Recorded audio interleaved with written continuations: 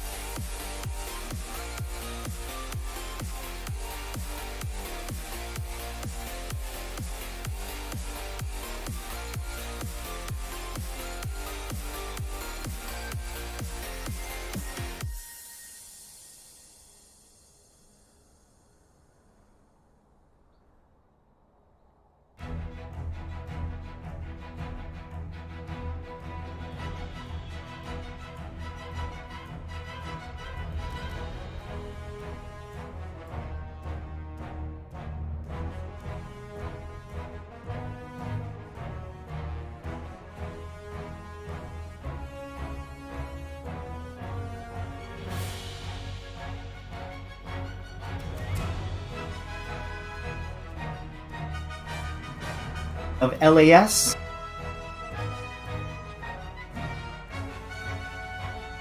Alright, welcome to day 10 of LAS. I'm Seth, and we have KJ Freedom here in Storm Gaming handling our production. But joining me here as well, we have two players from Team Rocket. We have CeeLo B and Meta Awesome. So how are you both doing today? Doing well. How are you? How about yourself? Not too bad, not too bad. I'm excited for this week. I'm excited for the matchups we have, especially tonight and tomorrow. We'll really wrap up the season. That way we can know how the playoffs is going to be, and we can wrap up who the champion is going to be. But you guys are watching LAS, stands for League Angkop Series. Right? This is our Angkop fundraiser by way of an esports tournament with League of Legends. The funds are generated all through viewership. And I want to thank all of our viewers so far that have helped us raise the funds for July. And right now we're working on August. And if you have not already done so, make sure you register. There's that button on the top right to sign up and register. Click on sign up and register for a Trovo account. That way you can chat with us during the games. But more importantly, you have a chance to win a $25 Amazon gift card tonight. Basically, as long as you guys are logged in and watching, and the longer you watch, the higher the chance that you'll be able to win that prize tonight. So I'm excited how the night's gonna be turning out. So we have pretty cool games tonight. We have Charlie and the Pinnacle Factory and SFC Telecom T1. What do you guys think of CPF's chances tonight? I know they're the last place so far, but they're a really good team. What do you think, Silobi? Yeah, record doesn't mean much here. It could be due to circumstances. I know like a lot of us have had days where we don't have a certain player on the team available for that week, etc., etc. So Charlie and the Pentacle Factory is definitely a team not to count out, just because their record reflects that they're last place. They are definitely a force to be reckoned with, and it should not be underestimated. Yeah. Meta Awesome, what is your impression of SFC Telecom T1 as a team so far this season? I mean, from what we experienced when we fought them as Team Rocket, we had to fight against them, like not against like their full potential at that time, because they were missing a couple of players. So seeing them now and looking at the VODs before, I know that, let's see. Yeah, so like first off, barely knowing the jungle, he's always using his jungle-ness, with his Elise and his Zac, and his steals and all sorts, Chips Kaloi and his mid lane, and then here we go. And I don't know, it's just like I felt like we didn't get a chance to see them at their full them at their full potential during our time. So now I could see it right here live. Definitely. So looks like they were missing a player last week. I believe it was Neo Zoom. She was out, and so we'll see how they fare tonight, and a really good indication of where they are as a team. Tomorrow's matchup is actually the key matchup. It's a battle for first place, and I'm really excited for that. But for tonight, we'll see who's going to be facing them, who's going to be in the 4th position, and who would be able to take the 3rd slot. So looks like they are doing their picks and bans already. Gentlemen, I'm gonna throw it to you guys so you guys can talk in more detail, what's going on here, who picked what the repercussions are, or what we're gonna be seeing tonight. So CeeLo B and Meta Awesome, take it away. Thank you, and again, welcome to all the viewers. Thanks for watching. Make sure to stay tuned throughout the entirety of the stream so that you have a chance to win that Amazon giveaway. But enough of that. To the game, Manny. What do you see so far? What do you think? What I see is a really okay. Well, there it is. There's Noah's Elise. There's the 2 big boys top lane. We see the Ezreal ban probably for, obviously, I'm Filipino bro over there. Absolutely. The Mordekaiser ban, of course. Yeah, I know. Facing Charlie and the Pentacle Factory, I do not want to see Mordekaiser on that squad, on any of them. So that's a good ban in my opinion. The Diana, I think, is also a good choice for. We see a small switch up here. Chale actually going to the jungle now, and it looks like he's gonna stick with Nocturne. But Diana would have been a scary champion to see him on. Oh yeah, and usually we haven't really seen Shorty outside of the jungle as well. So that seeing as who we swapped with. That is absolutely correct. That is correct. And I believe usually it would be Chale in mid and Jolly Boy top. So there's a little 3-man switch going on over here. So let's see if that works for them. Looks like they did some strategic planning prior to facing SFC Telecom, and let's see if it works out for them. Oh yeah, as this is a rematch from, I guess, day 2 of this whole thing, right? I believe you are correct. Yeah. It was early on in the season, so this is the 2nd time they'll be seeing each other, but not for a while. But we do see the Lux does get to Chips Kaloi there. I guess they were willing to let the Lux go and get rid of the Nasus for that top lane. I see a Yasuo ban, assuming that I guess these guys might have picked for Jolly Boy. Yeah, and the Ashes for Mother Duck, I'm assuming. Yeah, that sounds like their plan. I know Yasuo for Jolly Boy. That is a good Yasuo player right there. So I don't blame them for banning Yasuo, especially since mid lane still needs to be picked here. But it looks like they're hovering over who he might play. I did see a quick hover over Yone. Jolly Boy does also play. Yeah. Am I good though? Oh. Okay. Yeah, Carlo, you're cutting out, man. Okay, 1 second. Oh, okay, wait. Is that better? Yeah, yeah. Okay, cool. So Jolly Boy, Xerath mid.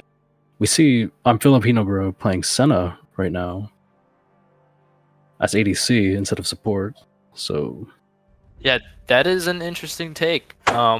Senna is that hybrid champion that could go either AD carry or support. So here we do see Senna is going to I'm Filipino Bro here, so let's see how that fares for them. But before we get into the game, what do you think about the team comps that you see?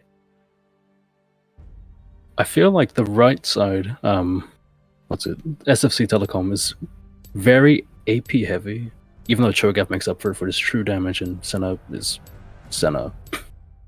She kind of scales forever.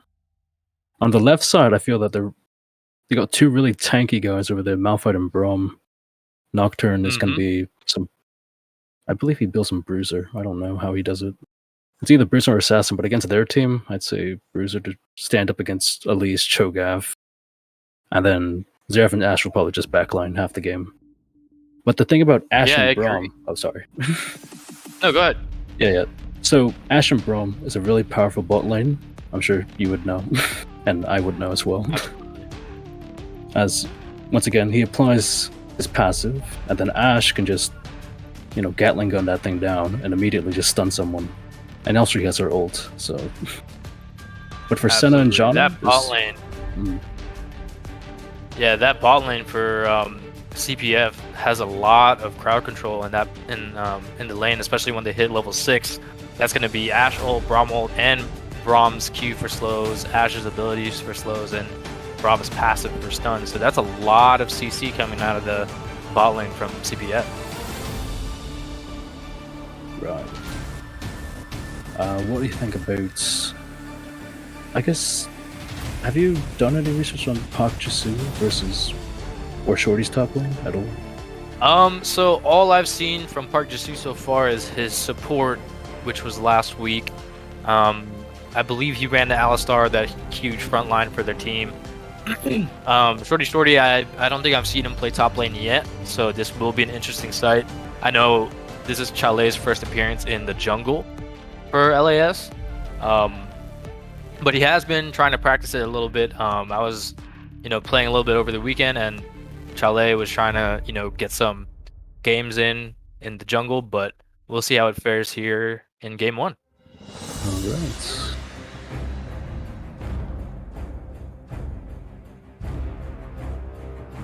Yeah, these adjustments are really interesting. Some big adjustments going on through CPF's team here, and a slight adjustment on the side of SFC Telecom with Park Jisoo going up top lane. So we'll see how this fares in game 1, and let's see how they re-strategize after whatever the result of game 1 is. But this goes to show, these guys are on both sides are willing to experiment, try and see what ways they can get a win. Not just playing wherever you're comfortable with, but maybe somewhere where, it makes the team better as a whole. So good to see these guys, really trying to make it work. It'll be interesting to see what happens. So, and we will soon see shortly. That's a little bit of a tongue twister right there. But yeah, the game will be underway soon.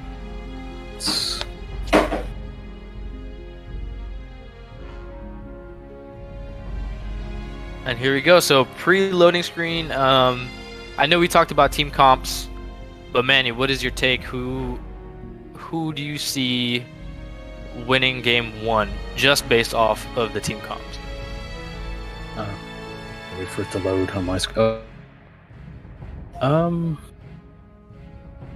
So team fight wise, obviously, it's gonna look like Charlie in the Pentakill Factory with the Malphite ult, Nocturne ults. Xerath ult is kind of just there. Same in Ash ult, but then Braum ult's also there. But compare that to, like, you know, the other team's, you know, way of starting a team fight or having one. We got these, like, small lasers shooting at Lux and Senna.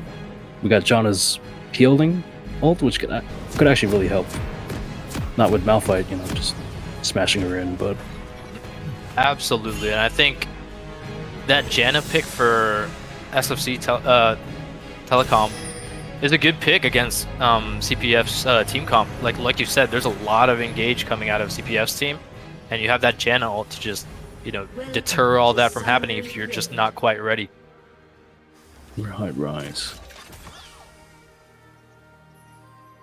So it looks like all of CPF's team members are huddling in that Tribush bot lane, seeing if they can get an invade here. This will be a 5v4 because Park Jisu is still in top lane.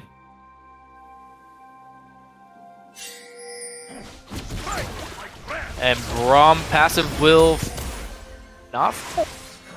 Ooh, it won't. Ooh. First blood falls to Xerath. Jolly Boy's Xerath, that last auto max range. Oh, wait, I'm behind. Wait, oh, there it is, okay. I didn't see that. Yeah, absolutely max range auto right there. No summoners down yet, though. It looked like Johnny Boy wanted to hold on to it, didn't think that Xerath auto would reach him. But unfortunately for him, it did, and First Blood does fall to CPF. Darn, I missed something cool. It was pretty cool. But you know, technology, sometimes things don't work as well as you want it to. But, you know, we got Charlie 3 smiting. games ahead of us, and hopefully it all works out. He smited the red buff. Oh, no. Ooh, looks like we have some lagging. So you weren't the only one with technical difficulties there, Manny. Huh. Yeah, the All thunder just right. got harder.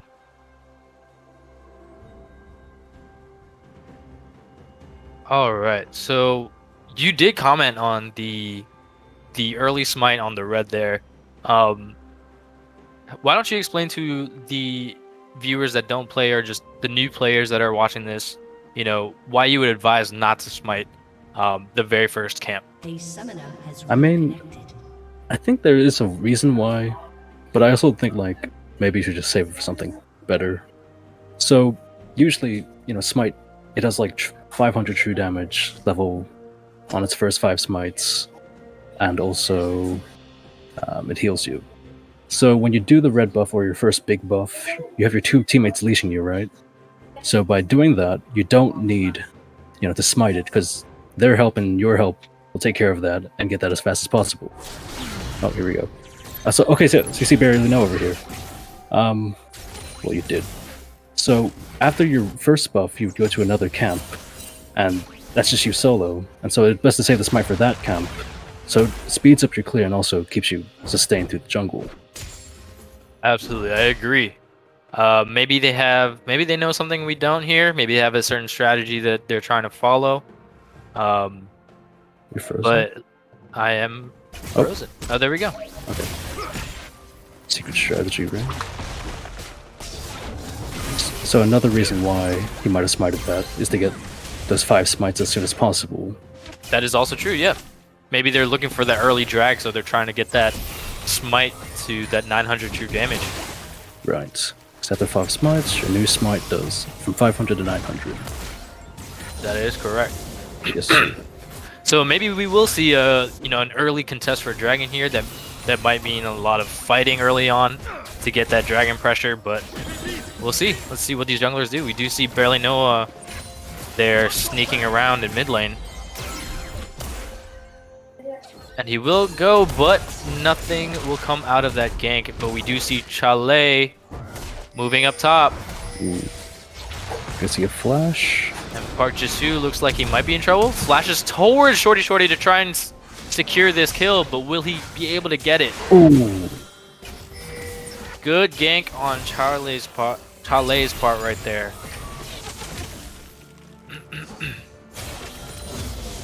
A little greedy for that flash to try and secure the kill on the Malphite. But I mean, fair play. He's teleporting there, hoping to see if he can snag that kill while Shorty is still in lane. We see the Nocturne also ganking mid right now. Spell shields the Klux Q, auto tech, fear, and Zeraphis. Will he be able to finish? Ooh! Is that enough the damage? Comet. That is enough. The Comet. I feel like they have Scorch with that? Who knows? Probably. I feel like Xerath goes Scorch. But it does look like Chale is in a little bit trouble here from Barely Noah, but Jolly Boy is here to fend him off. Bot lane coming up to help him out. Oh, here, this might be a pretty big fight here. Barely Senna Noah might does be down flash. here. Senna safe. Yeah, and we did see Barely Noah flash over the Dragon Wall just to ensure his own safety rather than walking through that tri-bush. Right. But what a strong start for CPF here. 3 kills to 0, which is leading up to a 1.3k gold lead so far. Not bad. Not bad, especially when they're both their jungler and the mid laner whose roams you won't really see coming due to his long range. Probably just through his ult. But getting the Zeraf ahead is key when it comes to those team fights where the big guys will engage and he'll just sit back and kind of hit these guys from afar. Absolutely, and for those pre-fight skirmishes, he can poke down really hard if he has all that gold to begin with.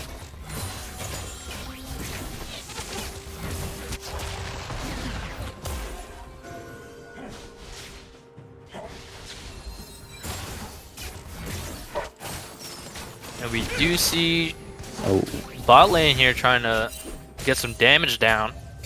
We see Elise making her... Oh, they have vision on.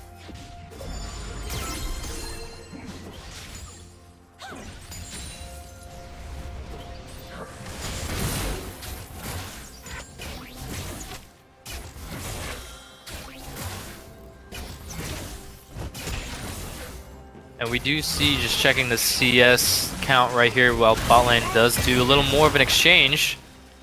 Rom Q on Filipino bro, but they doesn't look like they'll go stun. Fight happening in mid here. This fight's everywhere. Fights everywhere. But as you were saying about the CS, the top lane, despite having the most ganks from his side, Malphite is still being outfarmed by Cho'Gath at the moment. That's correct. Cho'Gath has... Oh dear. Ooh! Chips Koloi getting a little bit of revenge there. That Lux is dangerous once he lands that snare. That combo is just is too easy to land after that. Right. But yeah, like we were saying earlier, Park Jisoo doubling the CS of Shorty, even though Shorty had that gank up top to give him to try and give him sort of a lead.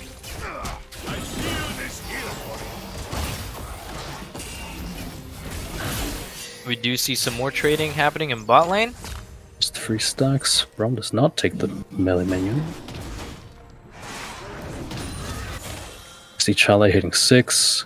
He seems to be approaching the bot. Looks like both junglers are hovering around bottom lane, looking for dragon pressure. Oh, there it is. Ooh! Charlotte, knowing he's level 6 and seeing that Barely Noah is only level 5. Cleans him. Good way to capitalize on that. That's a clean kill right there.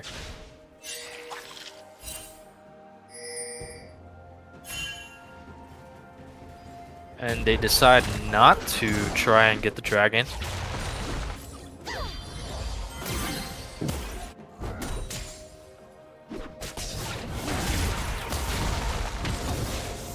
And still some skirmishes happening in top lane. Looks like Park Jisoo wants his revenge as well.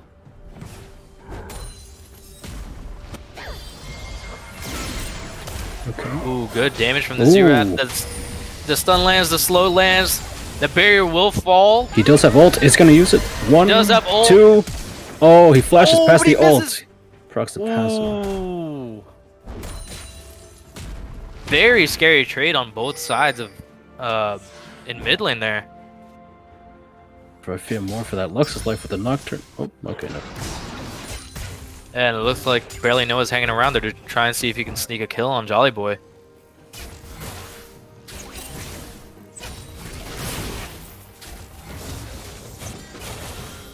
And things are pretty quiet so far in bot lane, besides a couple trading here and there, but no kills, no ganks yet.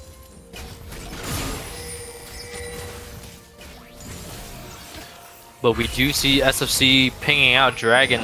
They see Charlet is over there trying to take it. See if this bottom lane is going to try and attempt to steal. No, the two of them. Too late. A fight might break out here. Ooh, but a flash will go down. Ult goes down from Ashe.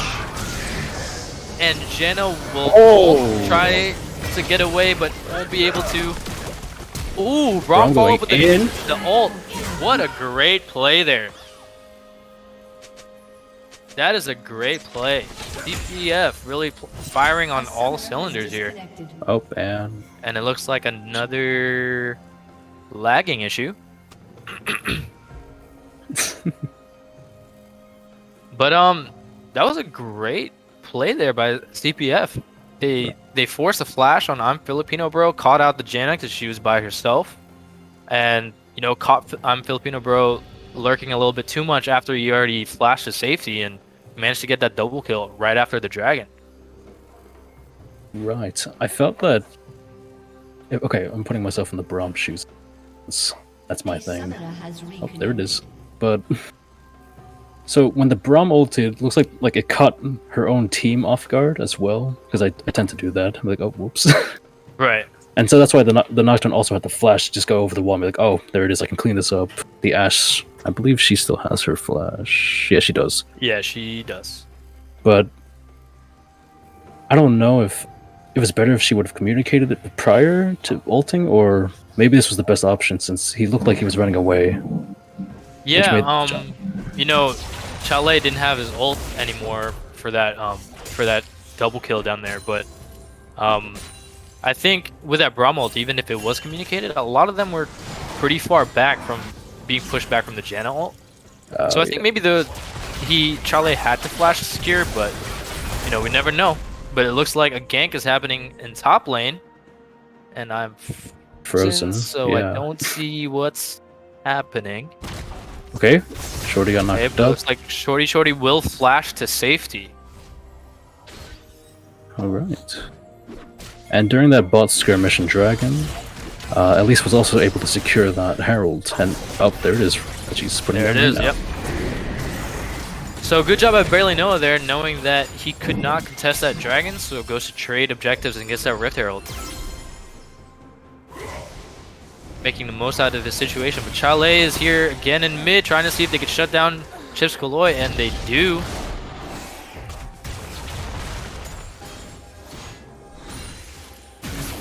And that will be 3 kills falling to Jolly Boy on that Xerath.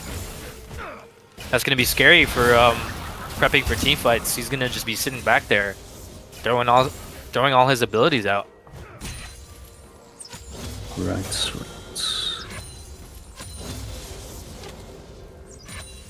Alright, Manny, what you thinking here if you are SFC Telecom T1? You're down 7-1 kill lead, you're down around 3k gold. What do you think is the strategy here? I think the main strategy is... like, they do have late game. They do have Cho'Gath infinite scaling, they have Senna infinite scaling. And Lux and Elise are kind of terrifying if they can get to, like, probably Ashe and Xerath if they're not looking. And Janna herself can also, like, protect in so many ways with her Q, W, E, R, everything, really.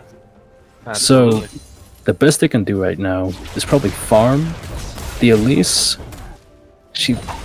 I feel that she could gank bot. Oh wait, no, not bot, because from what I've noticed from Pentakill Factory, is that their bot lane is very passive for some reason. Like, once again, support main. If I was that Braum, I'd be zoning them out like so far out right now. But this Braum, every time ult misses. there it is. Braum ult goes down, Nocturne ult goes down. And that's probably why they're just being passive, just so the Nocturne can ult them. Yeah, So, I mean that Nocturne ult is a good way to engage, and you just follow up. Braum can jump to Nocturne, as we see Shorty goes down to Cho'Gath. exactly. Park Jisu there.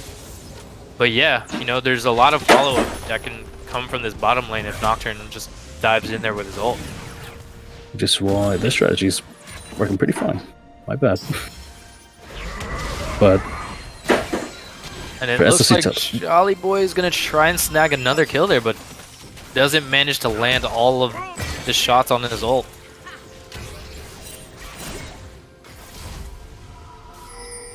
Excuse me.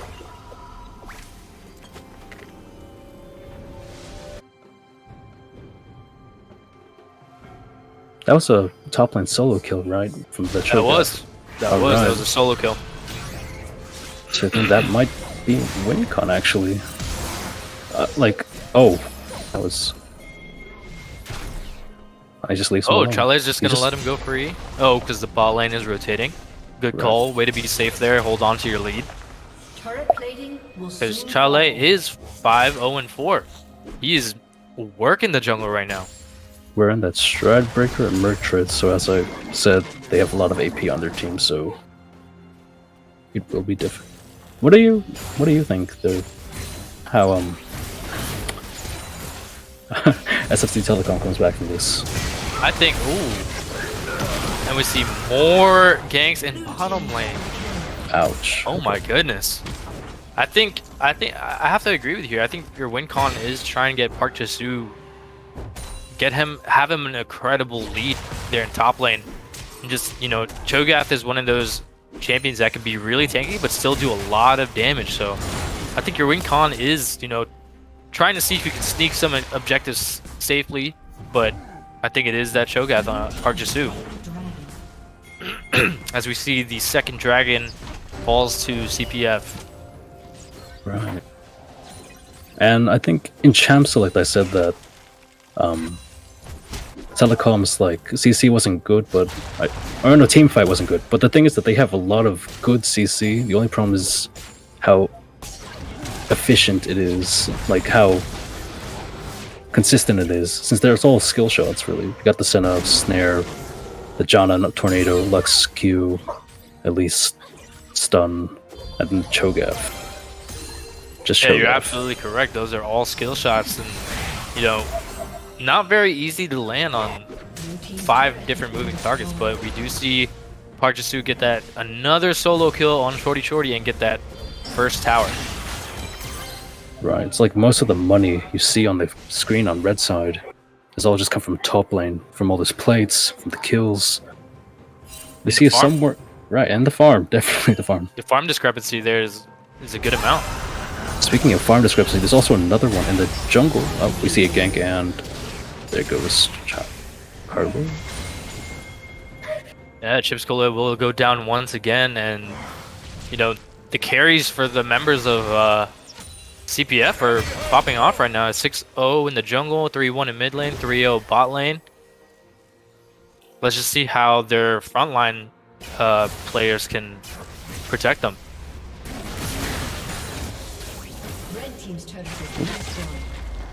And bottom tower will go down. Valley Boy doing his best to fend off what he sees as 3, but really 4 members of SFC. With either way, unless they ban a skill shot, none of them can really do anything. Yep, that's correct. Except... Ooh, never mind. Ooh, but no follow-up there. Seems like they're just waiting for the bot lane to show up so they can jump on them. But bot lane's gonna go around that area. Yeah, SFC Telecom here is starting to group up, trying to see if they can get an opportunity somewhere to catch 1 or 2 of CPF by themselves. See if they can, you know, try and mitigate that lead by picking people off.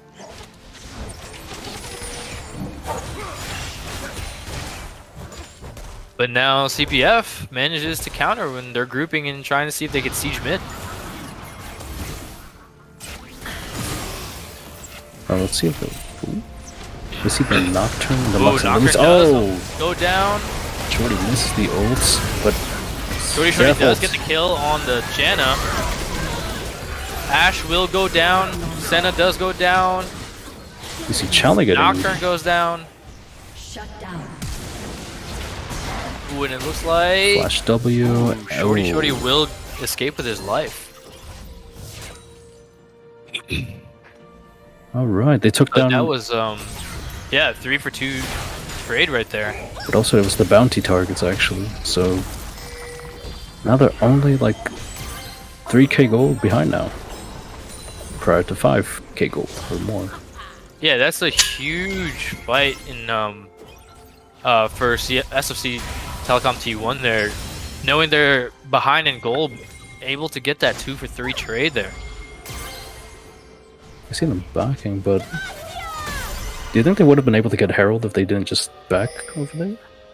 Yeah, you know, I think you're right. I think as soon as they saw Shorty and Jolly Boy like retreating, I think the call could have been Rift Herald. They did try and see if they could take that mid tower, but they just didn't have enough to do it. So I think you might be right there. I think the call should have been Rift Herald. Right. So I think Cho'Gath just has ult now. Oh, I think they're gonna do it. Right? Yeah, I think we see that red ping bottom lane saying that Ashe is down there, so maybe they might try it. But Chale going mid, trying to get the kill, a double kill maybe? Oh, unfortunately. Wait. Oh yeah. Yep, the His whole double team's kill there. will fall to Chale. But it looks like Barely Noah might be trying to take the Rift Herald by himself. Cho'Gath making his way down there. But the bottom lane and mid lane of CPF is there to respond. Oh. All comes down from Ashe, all comes down from Xerath and Braum. Cho'Gath Barely just Noah grabbed does the go eye. down. Oh no, he's trying to escape. There it is.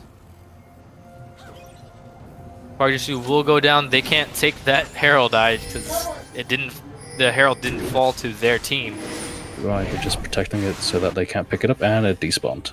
Yep, what a good play from CPF right there. They knew they didn't have the opportunity to take the Rift Herald, but they did deny it. And Chale solos the dragon. Filipino Bro misses a stun, but Chips Galore will land it. Spell Spell shield down. Nocturne ult, everyone's nearsighted. Braum does a Q. Is that? Red team's turret has been destroyed. Yeah, it's only 2 members of CPF there left in mid lane, so I don't think this is something they want to do. They don't want to fight here.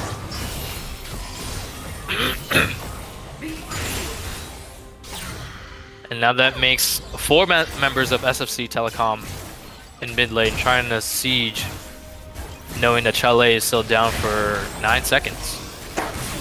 Right. The only problem is Braum was a really good pick here since, once again, all their CC is skill shots, and Braum blocks their skill shots. So if they're trying to siege by throwing stuff at him, yeah. Yeah, that Braum shield is really strong and defensive there. Good pick and good team comp for CPF here. Oh, Jolly Boy trying to see if he can kill Filipino Bro here. But That's he the will last be way too low to stay and fight, so that's forcing him to back here.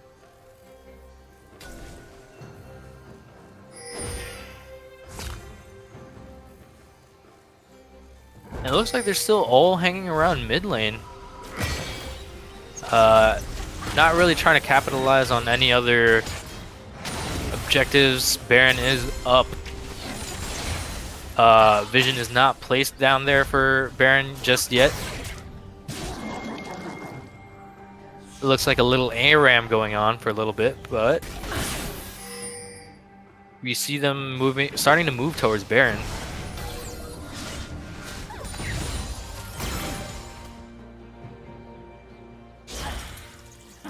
Yep, a lot of wars Baron side on the side of CPF.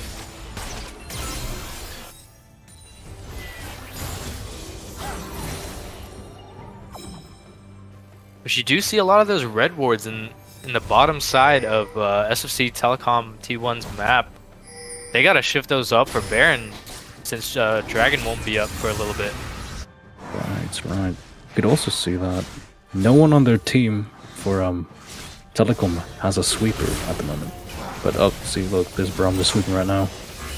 So any vision that they try to, you know, create anywhere just gets destroyed. You're absolutely correct. That red trinket is very important in vision denial.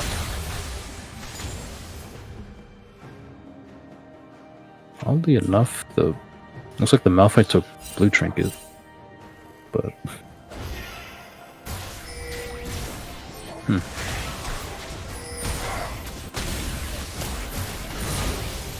We do see both teams seem to just want to try and get that mid tower down.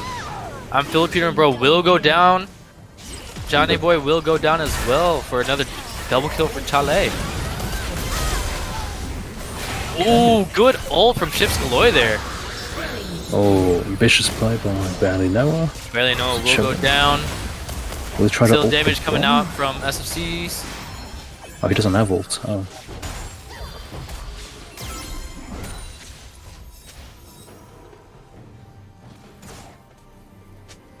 So we do see Mother Duck does go down, but not without putting up a fight with SFC Telecom having 3 people go down.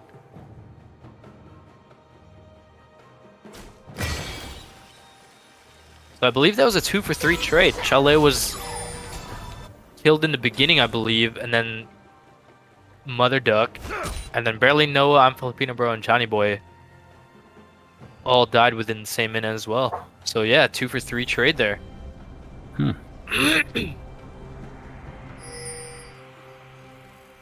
Oh, we do see a trinket change. Well, it's already been changed for a while.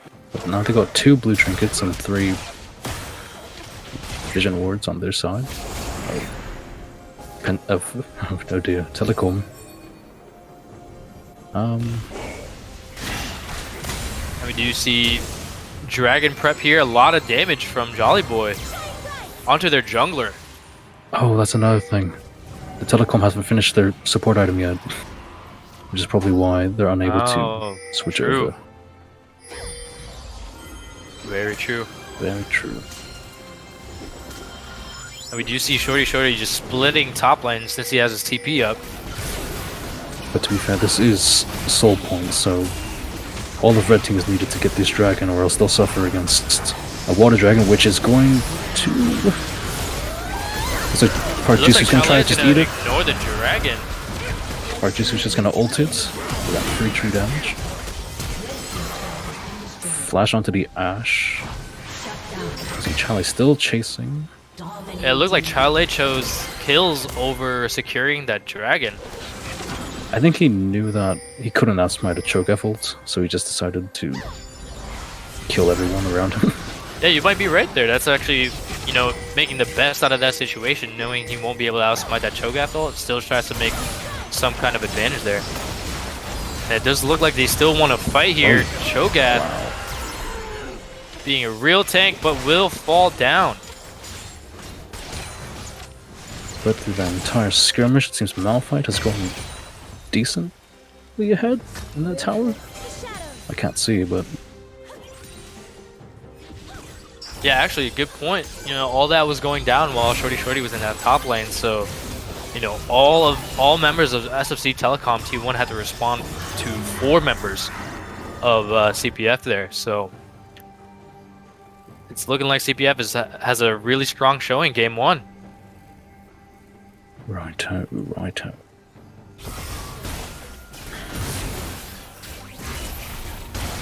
We do see, what is that now, 7k gold lead on the side of CPF, 3 dragons to 1 on the side of CPF, and 25 kills to 9 also on the side of CPF. So it looks like this might be a rough game for SFC Telecom to try and come back.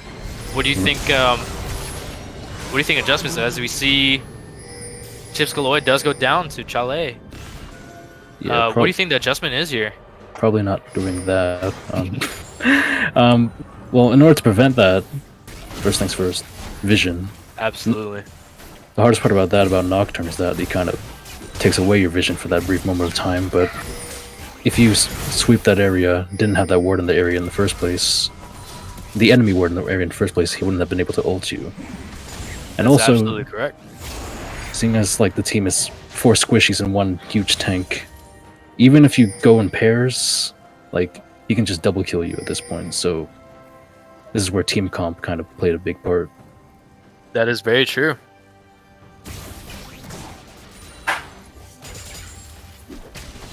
And even if you have 3, you can just spell shield your skill shot, CC things, and then him spell shielding something increases his attack speed, and he rips them up even faster. Here we have Braum, almost snaring the Malphite. Shield? No shield. But there's an ult, Malphite ult going in. Nocturne ult, jumping on the Lux. Shogath A lot of fighting happening here. can only just watch. Barely know. Tries to go back in, but suffers the consequences. Lux ult taking out the Braum.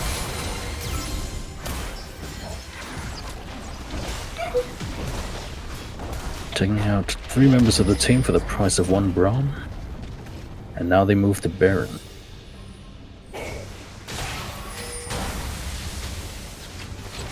Alright, sorry Manny, I'm having some technical difficulties with my monitor, so I can't see exactly what's going on, but I can hear it. But I can tell a lot happened there, and you said it was a 3-for-1 trade, I believe? Yes, they took out. I believe I just forgot it. Wow, it was Telecom's bot lane and jungler for the Braum, and so now Chale's team is now on the Baron. Chale's kind of low actually, and we see Telecom actually gathering with the Baron. Chale just got executed. Elise's Lux ult steals the Baron. Oh wow. Jolly Boy gets caught up by the Elise stun, and Cho'Gath knocks him up and eats him. And only the bot lane remains. Wow, what a huge turnaround.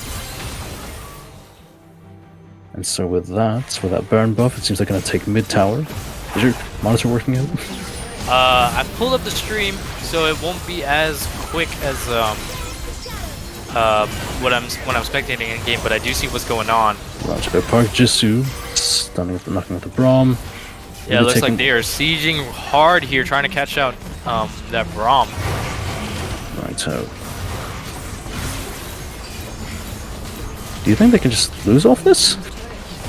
They might be able to win off this. Oh no, I think it's. Well, all of the members of CPF will be up. Here it comes. Team fight they feared. Chale. Spell shields will knock up. Ooh, I'm Filipino bro, barely Noah. Do go down. Going for that inhib. But decided to attack down. the Malphite. Ooh. Does not quite finish that inhibitor.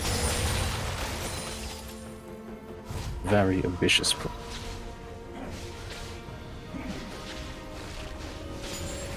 Yeah, interesting to see Parchesu switch targets there from the inhibitor to try and see if he can finish off that Malphite, but retrospectively, it looks like he should have tried to finish off that inhibitor knowing it was a losing fight. It looked like he knew he was going to die, but he decided to take out a Malphite with him, even though he didn't get a chance to do it. Now that they get Drag Soul, the game will be substantially harder. That is correct. The Dragon Soul falling to CPF there, and it looked like a big comeback happening from SFC Telecom after that Baron steal, but you know, way to respond on the side of CPF. You know, sure Baron goes down, and they take down our inhibitor tower in mid, but we respond with Dragon Soul and a couple kills.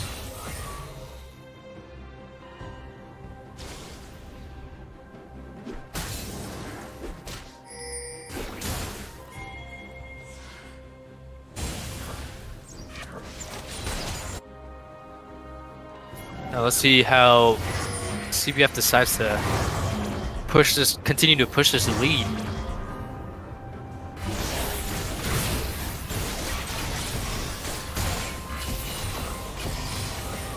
Looks like both teams are really just clearing out waves.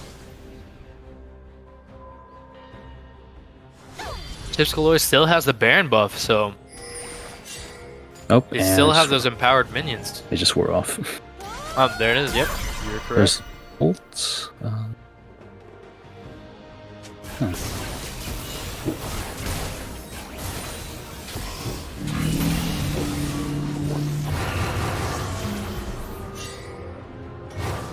And it's starting to look like another little ARAM skirmish here, having all of SFC's members in mid lane. However, we see Shorty going bot lane trying to take that tower. We Absolutely. See, and everyone's going to answer that one because they want to get as many kills as they can right now. Yeah, they want to secure that kill, try and get some kind of advantage. Carlo does not ult out of the thing, or unless he's going to do it now. Or not. Okay, he tried to ult in. Okay. I mean, Shorty tries to ult. Will fall, yep.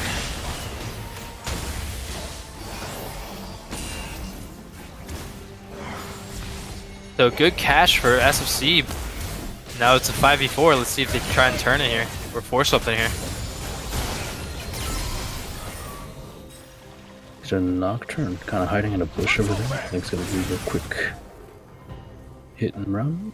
He's pretty confident. I think he's still trying to get a flank here, even though it's a 4v5.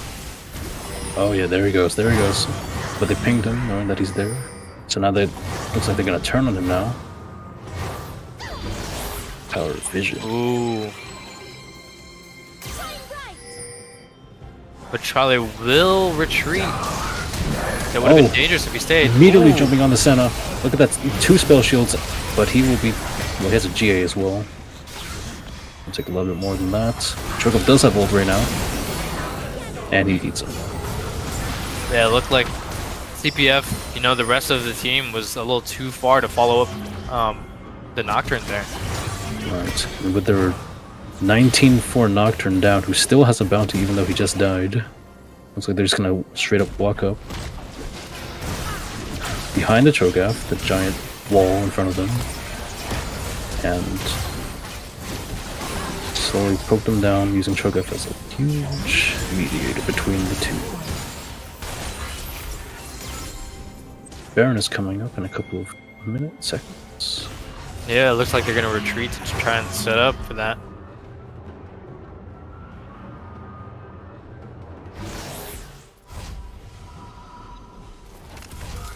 Alright, looks like SFC not out for the count. They're still trying to find any which way to keep themselves in the game here.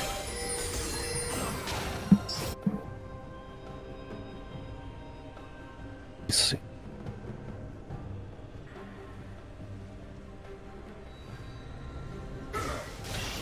Yeah, if this next Baron fight might, you know, it has the potential to be the very last team fight for this game.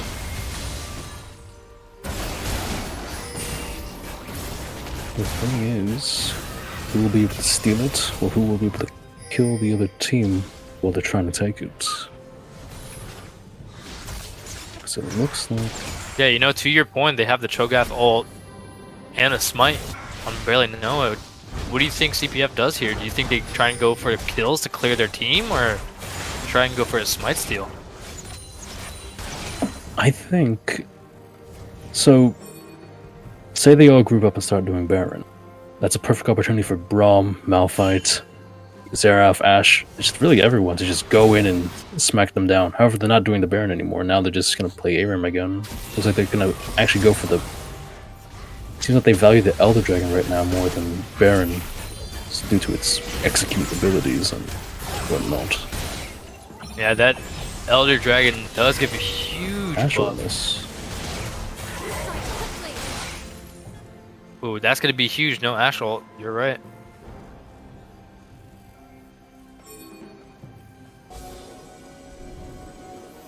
So if Telecom gets Elder, it could be big for them due to their abilities to...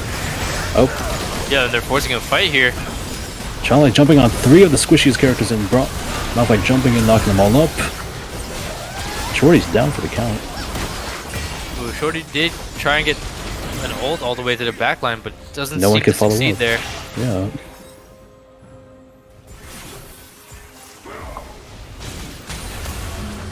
Oh, the jungler gets caught out.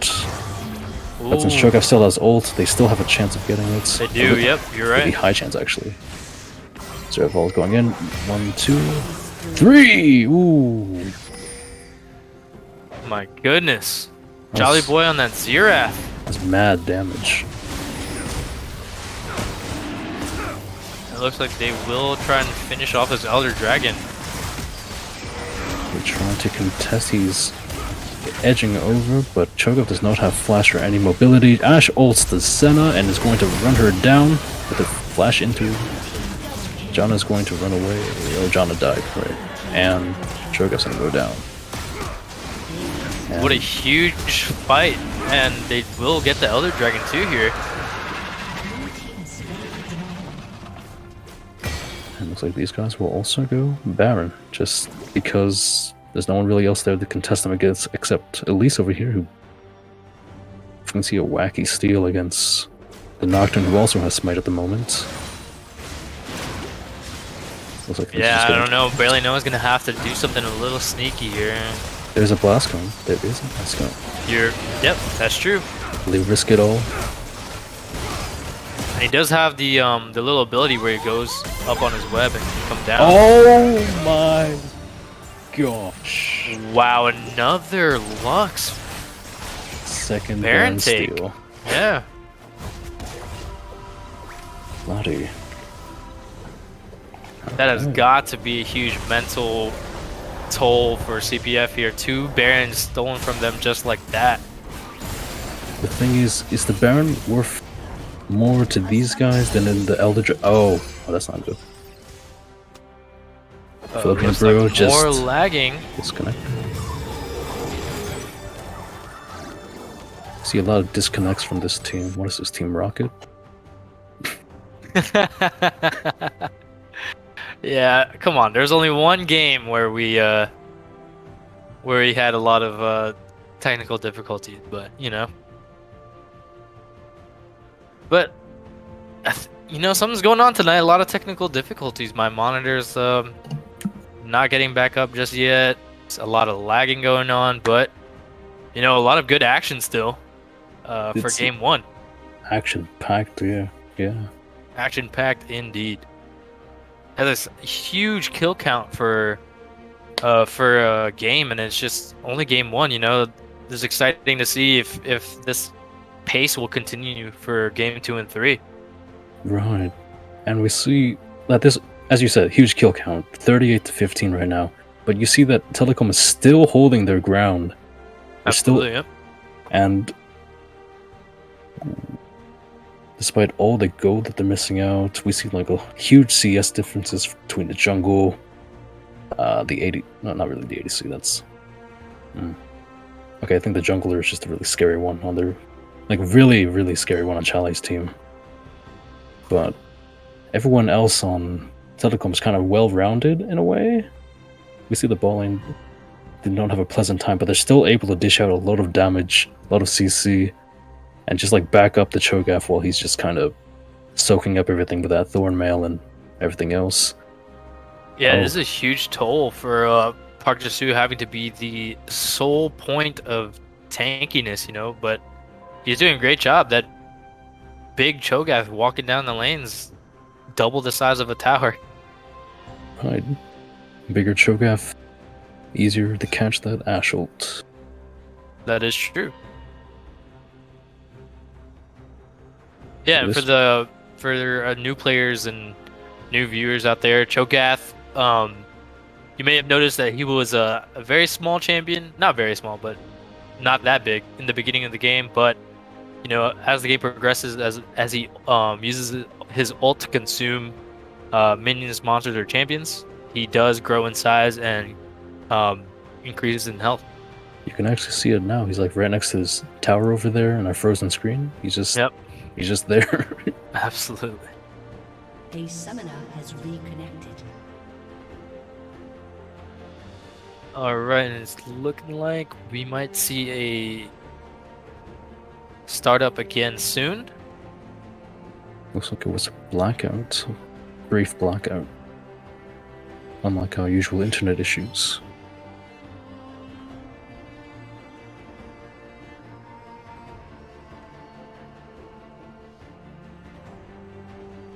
Alright, but while we're still here, Manny, what do you think? SFC Telecom, if they continue playing this way, you know, getting these small wins in these trades, in these fights, you know, maybe like the 3-for-1 or 3-for-2, do you think they can make a comeback here? It looks like they've slowly been making comebacks actually, since they're the first one to actually take an inhib on their team. Oh, the game has restarted. But so what I've noticed is Telecom's been playing as a team, but not a really team-fighty team, right? Okay, Frozen.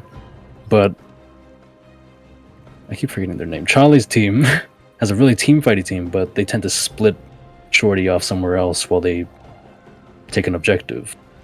So that could be a big thing, because if Shorty were in like half of these fights and his team was there to follow up when he goes in, it might drastically change how any team fight would have gone before. Yeah, no, I agree. I think Shorty's holding on to his TPs a little too much here. Could help his team out with some teleganks, but it looks like, you know, he kept choosing to try and split over helping in a team fight. But Malphite, you know, is a very good team fighting champion rather than being known as a split pushing champion. So I agree. I think, you know, for CPF to really hold on to this lead and stick it, we're gonna have to see Shorty join more of these fights. Speaking of joining one of these fights, looks like we're gonna see a possible siege over here.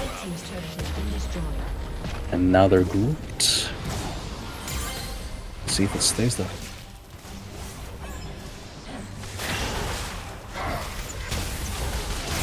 It looks like they're just trying to siege down mid.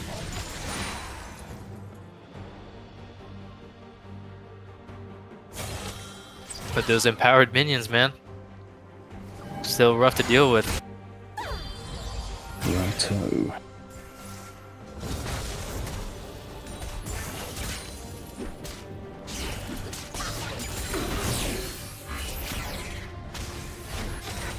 We do see Shorty trying to split topside. Charlie trying to clear out that bot wave just to get some lane pressure going on the side lane so that they can, you know, fully group mid without having to worry about their side lanes and try and siege here. Right. Let me see. Okay, so they still have Baron buffs, so it looks like they weren't able to utilize it to its full extent and just using it to defend the base right now. Because ideally, they would use Baron buff to push. Probably rush down mid lane, but it looks like the support's gonna get taken out. Yeah, what a good exchange catch for there by their Jolly. AC. Yeah. Ooh, yep. That's one less skill shot hit. Mother Duck a little too far forward there. Baron buffs were off, right? Yeah, so it was a support for an AD carry exchange there. I gotta say, you know, Ashe going down, that reduces some of your sieging power. Yeah. But with the sun, sorry. Actually, oh, they have 3 supports on their team. Yeah, really, yeah. Telecom has 3 supports. Deluxe, Senna, and Jonna can also all be played as support in some way. Oh, we see Charlie going in on this Elise. Unfortunately, the rest of his team's there, but will Zero pick him off? No, sir. Brom goes in. 2v3 over here. 3v3 over here. Yeah, it looks like And a good fight here. But yeah, backing off after barely Noah goes down. See an insta flash from Senna. Fearing for her life from the Malphite ult. Ashe is making her way up to catch up to the rest of the team here. Let's see if they continue the siege while barely Noah's down.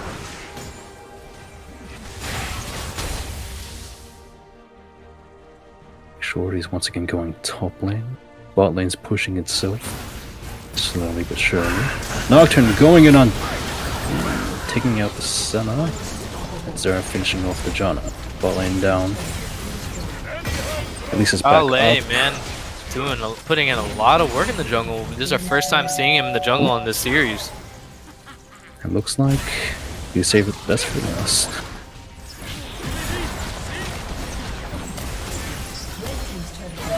Oh, Charlie just got trapped. Spell shield into spell shield. We stun. Big defensive fight here. Jesus just gonna take it.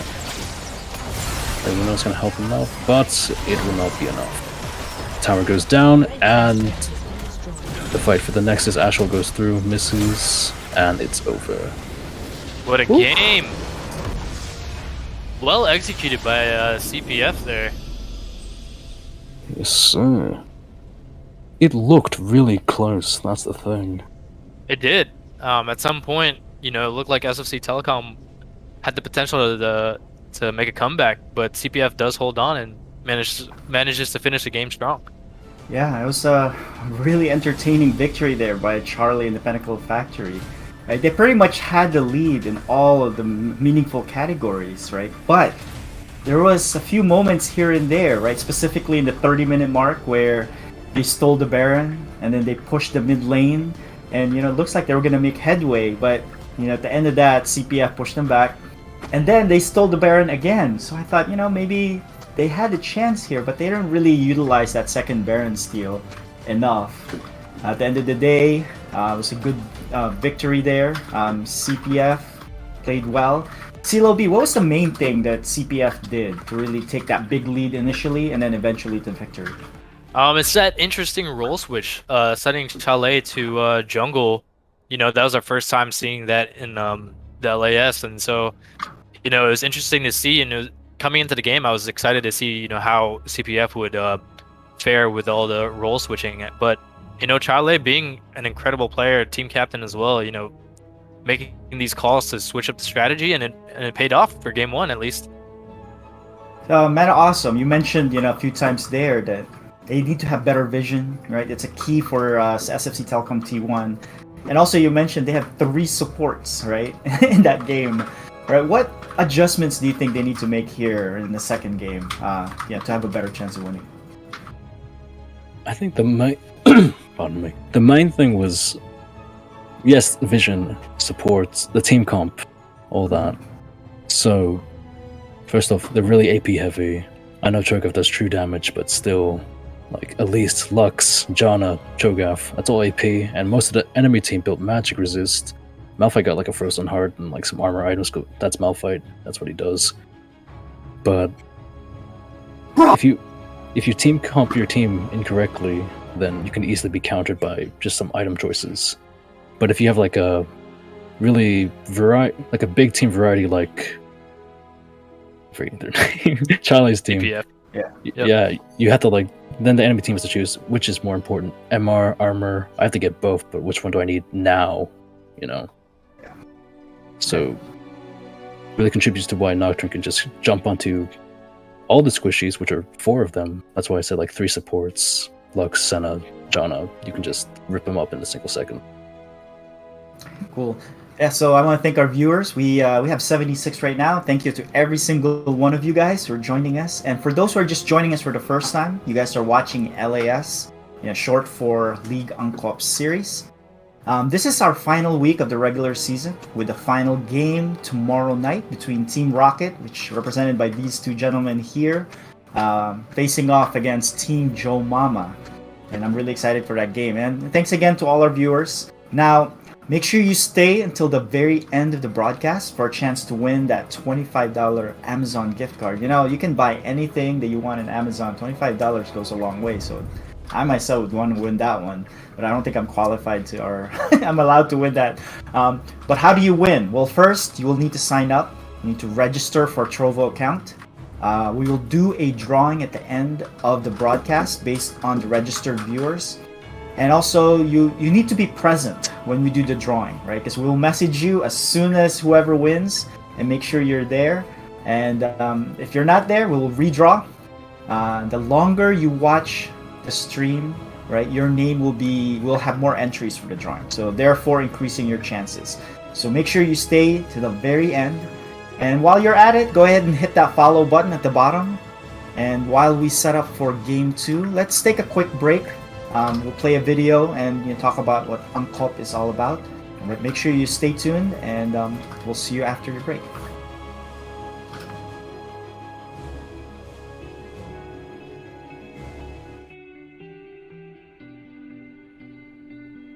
Angkop, a ministry, a mission, building the Church of the Poor, and sharing Christ's transforming love.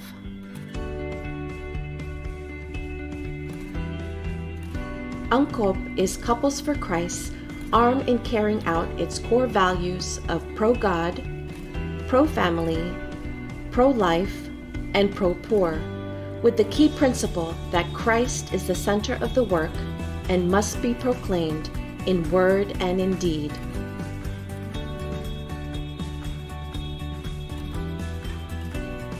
Angkop USA helps transform the lives of poor children and their families, helping restore hope and dignity through education sponsorship programs, humanitarian relief, community development, and social development programs.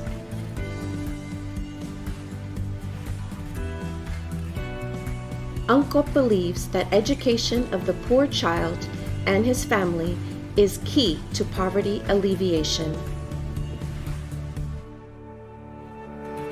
Angkop also provides humanitarian relief through medical missions and is expanding its mission work to Mexico and Central America. At the very end of our medical mission for San Mateo.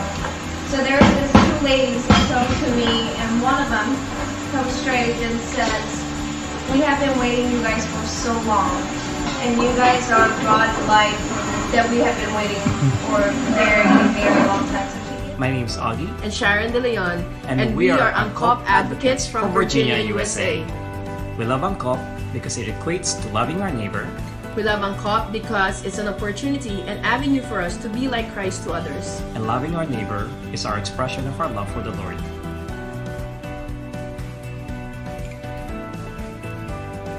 Angkop USA seeks to forge partnerships with individuals and organizations that share its vision of helping the poorest of the poor and transforming lives.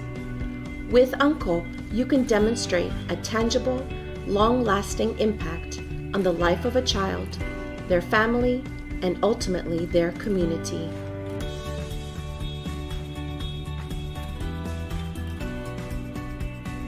Together, we can transform lives, one student at a time.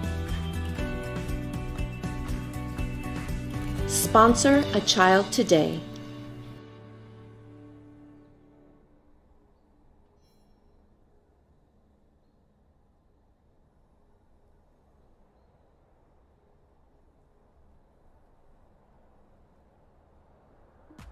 Hello and welcome back to the Storm Esports Network. I'm your host Chicken Man here for your weekly esports results and highlights. This week we've got 11 League of Legends tournaments, tons of VCT regions, and the start of the DreamHack fall season for StarCraft. So let's get into it.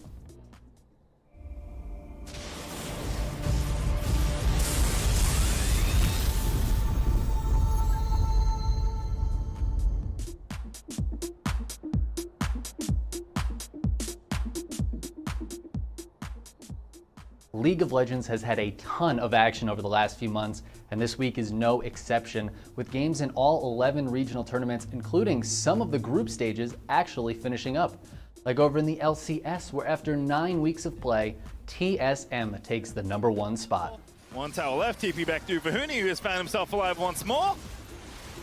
And TSM just gonna barrel through this. I mean, CLG just don't have enough gold, don't have enough people, don't have enough nothing to try and defend this push. PoE will go unstoppable.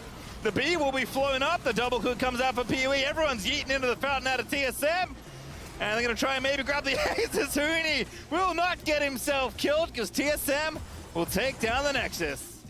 In Brazil, the CBLOL also finished their group stage, Pain Gaming taking first place there. In the LEC, it was Rogue taking first as the group stage came to an end. A little bit of an early ult there, now locked up. But not going to continue to step forward. Hosang off to the side. Adam, it's going to be a big ultimate. Nitsky now stepping forward. Oh, it's a Nitsky to flash forward. McCarthy, he turns in an instant, and Nitsky gets nothing. He has to just walk away. It was all eyes on the Cassia, but Fnatic now, they're just running for the hills. Humanoid, absolutely unkillable. Kingslayer coming through to take down Fnatic. A TP back into the mid lane. Arma not even in the fight. They don't need him. Whippo goes golden, but just buys himself a moment. Fnatic locks now in 5th place by the might of the Mad Lions as they secure top 4 in the LEC. The FlyQuest Academy team finished on top in the LCS Academy League. 2 into the wall, and the rest of Dignitas are ready to follow up. They drop the Baron, but they're going to find the kill onto Poom just as he just barely respawned. And with Kenvi gone, there's no potential for a smite. 50-50. It will drop JJ, but it's a triple kill for Spawn as Will chases off the remaining members of 100 Thieves. In Latin America, Rainbow 7 ended up taking first place in the LLA. The LJL is supposed to be finished, but they had a tie for both first place and third place, so they have to play a few tiebreaker games before those results are final. The other 5 events still have 1 week left of their group stages, so let's just enjoy some highlights from those regions. Joseph's got a pretty interesting angle. He's got to be careful as well, but they just have no chill. They're just going straight in, and here comes the Galio over the top, and they are so far ahead at this point, they're just going to try to press their buttons as Leo has a really nice angle, though, and look at the wombo combo that comes in from the side of Afrika. What a turnaround, as Piochik is pretty huge, and it's not going to matter at the end. Kingen will finally fall, as Piochik is the only one left at the end of this carnage.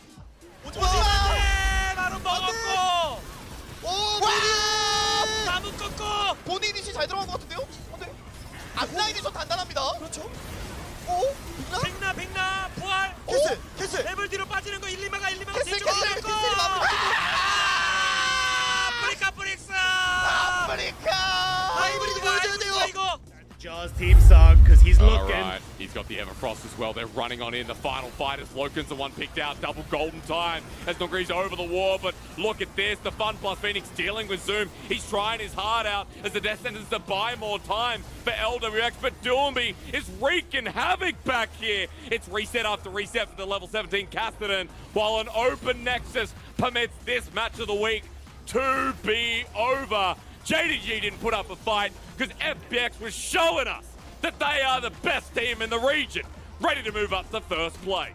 Ragner'e 15 saniye Soğan yarı canı düştü. Kaori'nin hasarı çok fazla sıçraydı aldı orada. Japon'a mekan sapmasıyla arka tarafa gitti. Kimseyi bulamıyor şimdilik. Kireas arada kaldı. Kireas düşecek. Japone Kaori'yi dışarıda tutmaya çalışıyor. Tüm oda, tüm hasar Kaori çünkü onu sersemletmeyi başardı. Bono Nexus'ta, Japone Nexus'ta artık birine vurması lazım ve o son vuruşta geliyor. 43 dakika. That now is PSG on the cusp of victory. They're actually going to have Nabi back, but he has teleport, so he's coming right back into this one as in the front line is River just running roughshod over the rest of the team. In the back was Rest trying to get a kill, not able to find it. Woody picked off by the Parasol and the needlework of Hanabi, and that is going to be all she wrote. PSG, 14 games and 14 victories as they take their time on the Nexus, but they will take it out to secure themselves yet another win in the PCS Summer. The majority of these group stages lead directly into the playoffs where things really heat up and we'll have teams qualifying for Worlds. Those results will start coming in next week, so make sure to subscribe so you don't miss them. Next up, let's head over to Dota where the BTS Pro Series Season 7 finished up their Southeast Asia qualifiers. Yes. He did give the extra to it did go to Enryu, so he's got the Hawk dive bomb and he dive in. Onto Ponlo, where's your backup? They do get the Hex out, but they needed that Roar, I think. EMP there, Cold Snap, oh, it cancels the dive, and now the Roar comes out. Ponlo's gonna drop. Destrus is just getting annihilated by our Enchantress Shanks. KYXY just can't help, and CTM, he just deletes Krish. Main tournament for that starts up next week. We also had the Dota 2 Champions League continuing their group stage. Right now, the Hellbear Smashers are in that top spot. In with the dissimulate, but there will be a Spike Carapace. Unfortunately, the Bushwhack was a little bit better. Chosen One jumps in with the Arena, catches several heroes. They've already taken the first life away from the Invoker. Pantomime throws an Ice Blast, doesn't really connect Flush. Ironclad jumps past it. They use it out to Chosen One. But look at the damage from Dame with the Daedalus. Lodine finally involved here. They're holding two heroes in position, allowing Kiritich to rip through the Invoker and the Sven. Immediate buyback needed from the Invoker. Cheshire Cat dragged back into the fight by the Lodine Disruptor. Will be good enough to kill him. Needs a buyback too. The damage. My goodness, the damage from Kiritich is just insane in this fight. Gonna chomp through Yamich as well. Ironclad is actually gonna be the one to collect that kill. Beyond godlike streak for the Void Spirit. We're actually right at the end of that group stage. The playoffs start up this coming week. Next, let's check out our other big game of the week, Valorant. Just about every region in the VCT finished up their Stage 3 Challengers events this week, and we'll be heading into the playoffs soon. Let's go through each region, see which teams made it through. Starting off in Europe, Team Liquid took down Giants Gaming in the finals. Both teams will be going to the playoffs. Because they have lockdown. As soon as they get control... Oh my god, he's in the smoke! Link taking the fight to them. Now Cryptic's down below could be in trouble. This is where the lockdown will probably come into play, but these guys are being lit up and through the wall. Meadow goes down. Another spray as Scream takes Hoodie and Ambi is left alone. A 1v4 to win out with a Sheriff in hand, and that's one way to start it. The Odin push from Yampy. Yeah, you can't help but feel like it was a little bit of disrespect, but in the end, it works out anyways. 13-6, Team Liquid have won on Bind. Over in North America, TSM took first place with FaZe Clan, Luminosity Gaming, and Rise joining them in the playoffs. Let's go. Just standing in the open, he's not even moving, Sean. There goes the trade, doesn't care. Oh my goodness, Zachary's trying. Oh, he runs out of bullets. That's so unfortunate. Okay, one of those is playing two. with his food. He really is. Oh no. Oh, no. Oh, the bait run through. The bait run through. It didn't work. In the CIS region, it was Forza in first place and the only team heading to the playoffs. Fireflux Esports was the winning team and only seed to the playoffs for Turkey. Latin America had two sub-regions, Border Monsters and Laser getting through the north, and Chaos Latin Gamers and 9Z Team getting through in the south. Sacale provecho todavía, ventaja numérica, busca la entrada de forma agresiva, hay muchos sumos, no se puede absolutamente nada. ¡Ay, no te la puedo creer! El sitio está dividido en dos, ventaja numérica para la escuadra de Cali G, intentan plantar, pero está difícil, no lo dejan. 3 para 2. Dos que encuentran, desapareja la cosa, Flo que encuentra las bajas, con Iri y Craizeta, están rotando de a poquito, tienen que entrar al sitio, la Spike no ha sido plantada todavía, eso es bueno para Cali G. ¡Quiere a su compañero, pero no! ¡El timing no lo acompaña! ¡Todo depende de Misu! ¡No te lo puedo creer, Valex! ¡No te lo puedo creer! Japan had Fettel and Reject getting first place in their groups, with Feeling and Insomnia joining them in the playoffs. In Korea, there's only one Challengers round, so they had 8 teams from that one round make it through to the playoffs. Beautifully done, but now screens, they've lost control of that. It's going to be up to controlling ramps. They're doing a great job just keeping them smoked out. They comes forward here. Oh, the battle in heaven. But that is going to be 13-1. Whoa! That was domination. Both Brazil and all 5 regions of Southeast Asia have another round of challengers to go before their playoffs are set. We did cover the most recent results from those regions last week, and I talked about the entire format of these VCT challengers rounds, so check that out if this whole thing is a little bit confusing. We're going to start getting some playoffs results for you in our next episode. In the meantime, take a quick jaunt over to Counter-Strike, where the We Play Academy League continued its round-robin stage. Outside, I have outside. Yeah, they failed. They can go main, they can go main. Careful for the explode, guys. Yeah. Door dead, more door. Maybe out. Door dead, one more maybe. Dead. Go to one more. On the left. Right. I'm holding cut. Can we hold the vents so he doesn't go out? Nice! The Mouse Sports Academy team takes first place in the group stage, and the top 4 teams are automatically invited to the LAN finals. Next up is the Overwatch League, where the qualifiers began for the East and West Leagues in the Countdown Cup. Loading a gigantic rocket that you probably can't finish in one bite. Probably dietitians recommend you don't have it at all. Look at space. The man's everywhere. Assassin, though, was hoping to try and find a Mercy, but he's lost his own. Oh, no. Rudy's going to pick him off as he goes for the most, risky barrage I think I've seen. He's just lost his Mercy pocket and goes for it midair. It's an easy kill. Maybe a mistake, maybe nerves, maybe that was all part of the plan. Maybe he believes in predestination. It doesn't matter, though. The cart's still trucking along. That's a minefield in play, but it's just 2 big bodies. They don't care. It's going to get home. There's a self-destruct there as a gift for the Justice there as the Gladiators hand them the fattest of it. Sparker down 2. It's not going to be enough. No, the blade! EQO coming out. He's charging. He's looking. He's slicing. He's dicing. Takes down another 3. Genji. EQO. Be big. Could be something big. Bernard's not going to there. The EQO's hunting in the back line. He's looking forward. Shockwave those built it on the EMP. Time to put this one away. Drops the EMP. EQO there on the fall through on the Shy. Looking for Gushway. One round of shurikens after the other, and the Fusion continue their streak. Those qualifiers continue for another couple of weeks. Up next, let's move on to Rainbow Six Siege, where the North American League finished up their group stage. The top 4 teams get the seed into the 6th major in Mexico City. Country Mile. Rexino on the flank. He's going to add number 14 to it. There's a drone watching, but it's in the wrong direction. What was an advantage for DG has evaporated, and we're back into a 3v3. Welcome back to LAS. We're about to start game number 2 between Charlie and the Pinnacle Factory and SFC Telecom T1. CPF had a lead there for most of the game, but SFC Telecom made it interesting. They had a valiant effort there, but in the end, CPF closed it out. I'm joined here again with our casters, both from Team Rocket. We have CeeLo B and Meta Awesome. CeeLo B, what are you expecting from Team SFC Telecom T1 in this game number 2?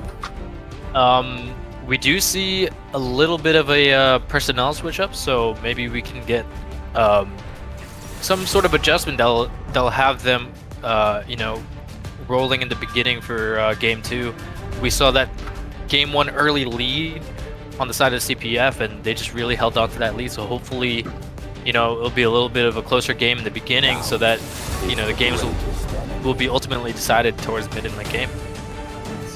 Meta Awesome, looks like the game, they've already done they're doing their picks and bans. Any surprises that you've seen so far here? Anything that kind of changes it up? And pretty interesting things. One thing is, they did, the big switch up thing was that they swapped their jungler because he had really big technical difficulties on the Team Telecom. And so now subbing in for them is our one and known Nayoshi. He has betrayed us, but we will still love him. Temporarily, we will love him still. And I guess the other team, not knowing that, still banned the Zac that's usually under Barely Noah's, but now Barely Noah's mid. And I don't know if he's going to keep that Malzahar or trade it somewhere. I assume he's going to keep it, but we also see, I was hoping Matt would play Quinn jungle. Not really hoping to see Park Jisoo play Ashe top. So I'm guessing they're going to trade those. Yeah, I'm assuming there's going to be a little switcheroo here going on. Right. We see the Yi ban. That's probably towards Nayoshi. And Novelist for Neo Zone. Trade from other. Yeah. So you guys can talk about the bans and the picks and discuss it in more detail, and I'll just throw it to you guys and take it away for game number 2. And thanks again for all the viewers sticking through some of the technical difficulties. I know we've had a little bit here and there, but thanks for sticking through and staying tuned with us. But yeah, Manny, you can go ahead and continue your picks and bans evaluation here. Alright, looks like Chips Kaloy is picking the Gragas to swap with Nayoshi. I didn't know he could even play Gragas. This is news for me. Looks like Charlie's team's gonna stay the way it is, so... But the other team... Oh, wow. Interesting. If they lock in this Nunu, it might be a Gragas support. Can Johnny play? It's interesting to see. Yeah, so I'm thinking that's a Gragas support, and that Quinn is going top, and Ashe is going to Chips Galore. So a lot of switcheroo going on here, and the Braum again back at it for game 2. So they have a very... Oh, okay. That was a new support. That's gonna be really hyped, but Oh, interesting. Is that Ashe support? It looks like it's going to be an Ashe support. It looks like maybe because they have that Quinn top, so the heavy AD damage, they might want Chips Galore to get the gold here. And I believe he's the more experienced player too. So I believe they're trying to get most of the gold to Chips Galore with that Gragas, so that they can, further their team fight capabilities and have Ashe, Johnny Boy, just laying down the slows with his abilities.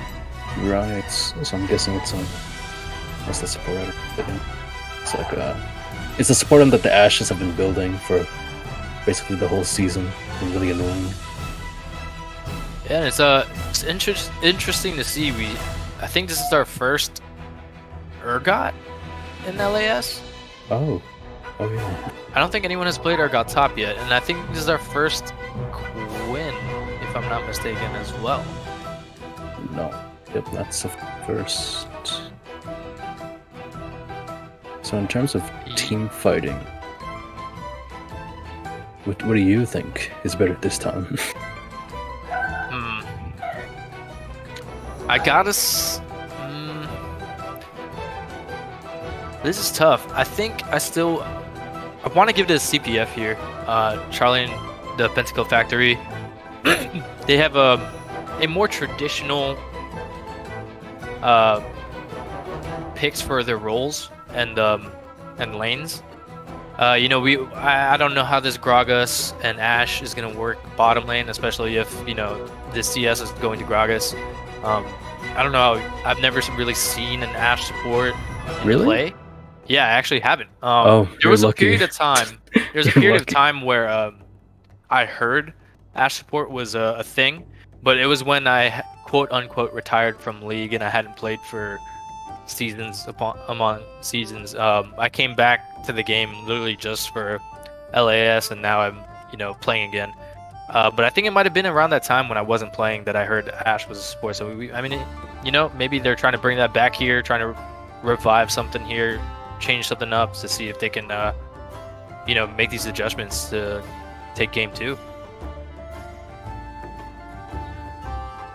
Yeah. But yeah, the Braum pick is still very good. I'm, as you know, we're our bot lane for Team Rocket. I love my Braum, especially with the champions that I do tend to play, like Lucian, Justana, like attacks, and more of the attack speed champions too. But very big fan of Braum support. Just a huge frontline defensive threat. And you have Urgot and Jax, just tearing it up in the front line. So. And the bot lane is actually going to be seen. I think it's going to be odd, because you think that Caitlyn Braum will zone and poke out the Gragas and the Ashe, but Ashe is Ashe, and so she'll just spam. Is it W or E? W. Yep. You would know, yeah. And Gragas will spam barrel. But of course, the mana cost to go with that. Caitlyn Braum can just click on them. That's the difference.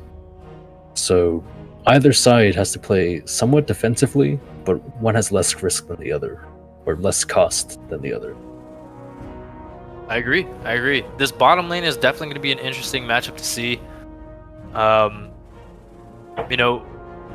Who do you think, before we load up here, or as we're loading up here, who do you think is the key matchup here? Do you think it's that bot lane?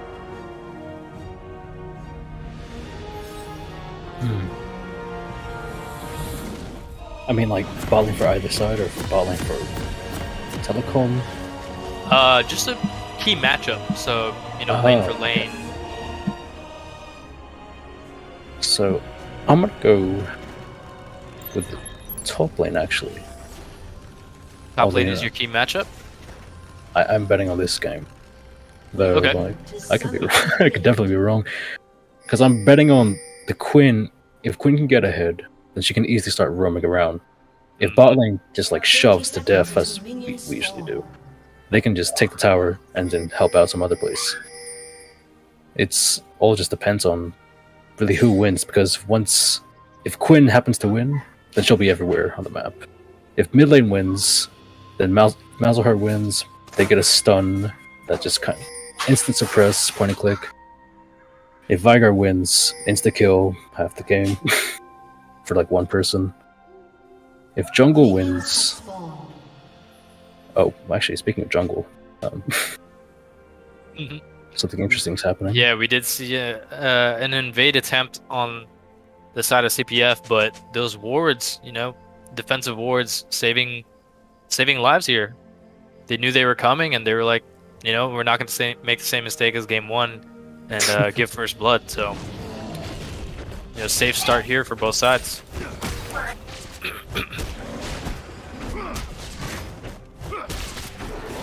It's interesting. We do see the mid laner for SFC actually giving the leash rather than the top laner. And we see Park Jisoo hiding in the bush trying to see if he can get that early trade, but looks like it might backfire on him. And both flashes do go down for top lane. That was a quick little trade right there.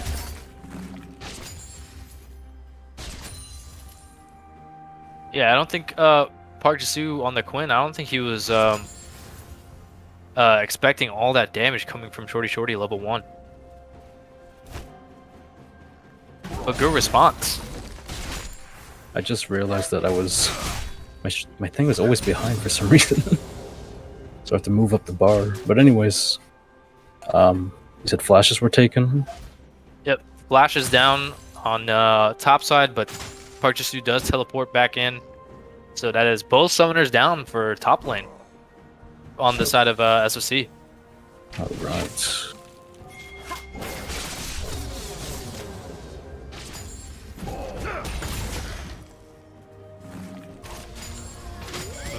You see Nayoshi coming in.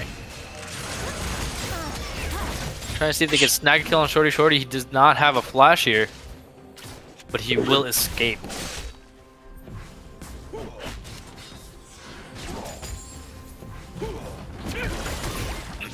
And that's pretty interesting.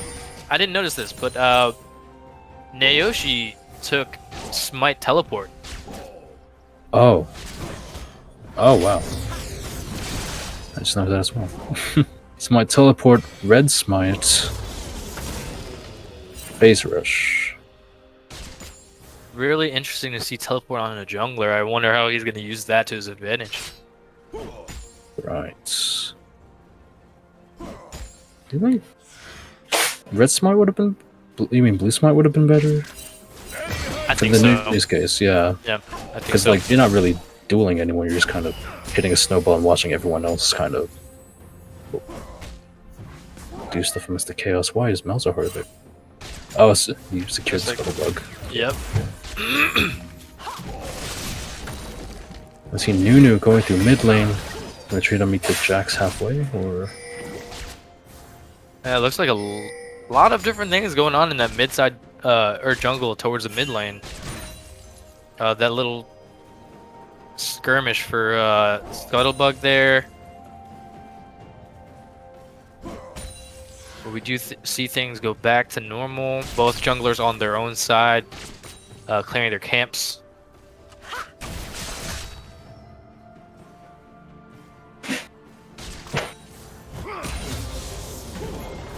And so far, CS fairly even.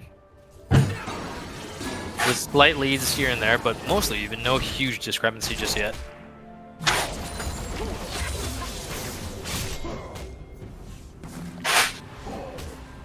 Oh jeez, there's a lot of meta awesomes in the chat again. Oh, They're cheering for you, man. They're imposters, man. Imposters. We do see Chale heading back towards Dragon, seeing... Oh, just putting some vision down for now. And we do have a bot lane reset on CPF.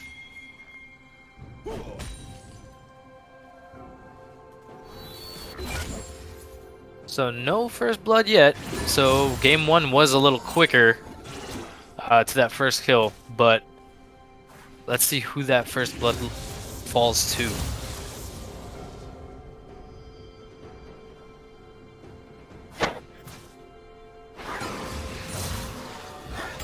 Very quiet so far in the mid lane. I'm not really seeing too much action going on. Just trying to farm it out. Yeah. Only thing really. Yeah, go ahead. Yeah, only thing I really noticed is like Barely Know is already out of mana, so he's like using his E to like try to get as much mana back as he can, but he has to live in fear that Viper can just. Well, he can't really just do a combo on him right now, but he has to just try to make the most of what he doesn't have anymore. Yeah, and I think Just farming it out goes to the side of Veigar here for Jolly Boy, because that Q, if you keep stacking it, the more you farm. So if mid lane goes quiet, but Jolly Boy has a lot of farm, then I think he wins that. We kind of see Nayoshi getting caught out here, but he will. Oh no! Ooh, the cage does go down and lands the stun, and first blood does go to Jolly Boy on the Veigar, killing our friendly Nayoshi.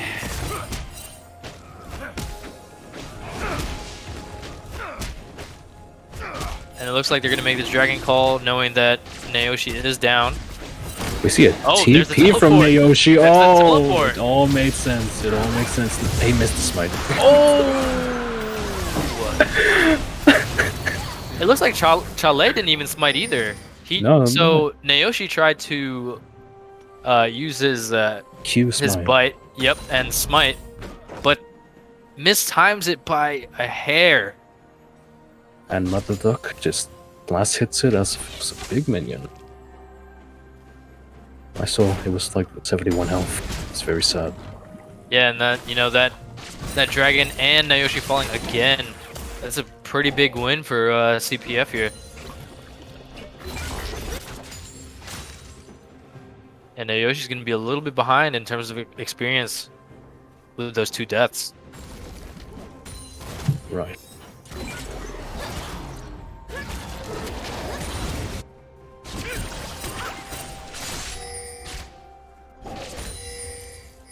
Not a lot of trading happening here bot lane. I would expect for that Braum to be a little more aggressive, knowing that the Gragas is the one farming. Right, but it was the same as last game, and I think they used that opportunity to just get the jungler down there half the. Yeah, so that's true. Right. That's very true, right? Like creating prio for your bot lane for that dragon. The only thing is the Braum's greeting for the melees or the cannon. Oh, come on. Yeah. There it is. So both bottom laners for CPF are level 6 now. But choose to reset. Oh, now they're both level 6. Seems Nayoshi's just sitting in it. Oh, yeah. Top lane has been awfully quiet. Both are too afraid to approach each other. Yeah, I think that level 1 limit testing. CatPKF just kind of, on his heels a little bit. Shorty flashing in, knowing that Chale is coming in for a gank, and Chale will finish off CatPKF, but Nayoshi following up. Nayoshi, who was just doing Herald, still level 5 compared to level 6 Jax. Absolutely good point to call out there. He's not level 6, he doesn't have his ult. The Jack's going to just check for anything left in the jungle.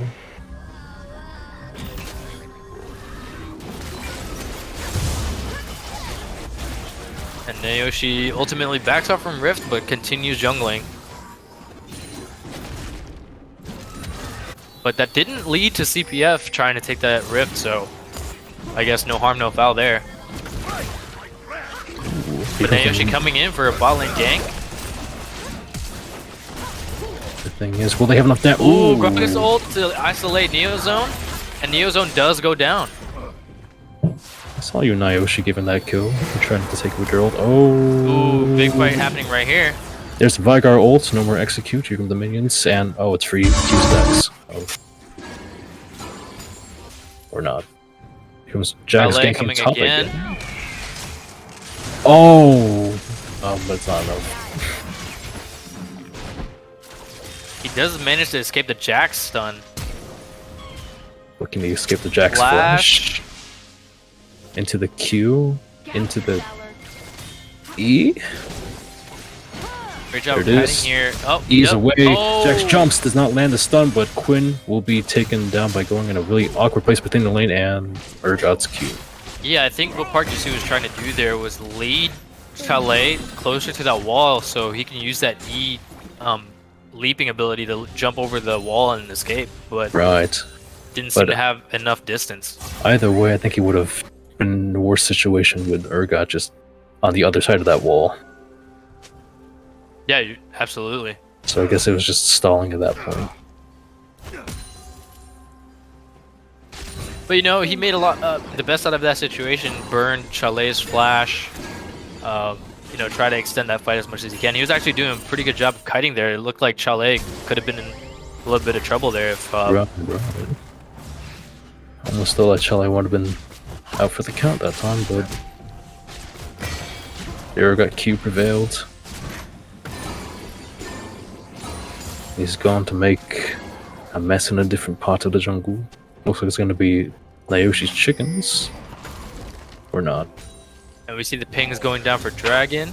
They might be setting up for that soon.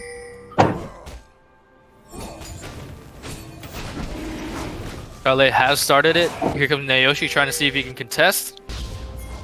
Here comes a TP from... I can't see who it... Oh, it looks like Quinn. Oh, there it is. Quinn TP. Uno ult Mother Duck interrupts it. does go down. Chalet jumps over. Chalet trying to see if he can kill and does get Nayoshi. Chips Kaloy stuck out a little too far. Does manage to dodge a Braum Q. And they will be taking that Dragon. Yeah, so 1-for-1 trade, but Dragon also falling for CPF.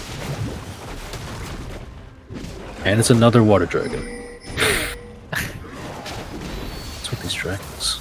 Well, the two previous ones were Infernal and Mountain. So at least we have, you know, a little bit of a variety here, but you know, not so hot start for our teammate Nayoshi here. Yeah. Although we do see the Gragas slightly ahead. The Kate. Yeah, 2-0. Not too far behind in farm compared to the Kaelin, which kind of surprises me. And it comes back to us saying, you know, their CPF's bot lane should be a little more aggressive here, knowing that the person farming is that Gragas. Oh my gosh, is he... He's very confident in his play. No ult.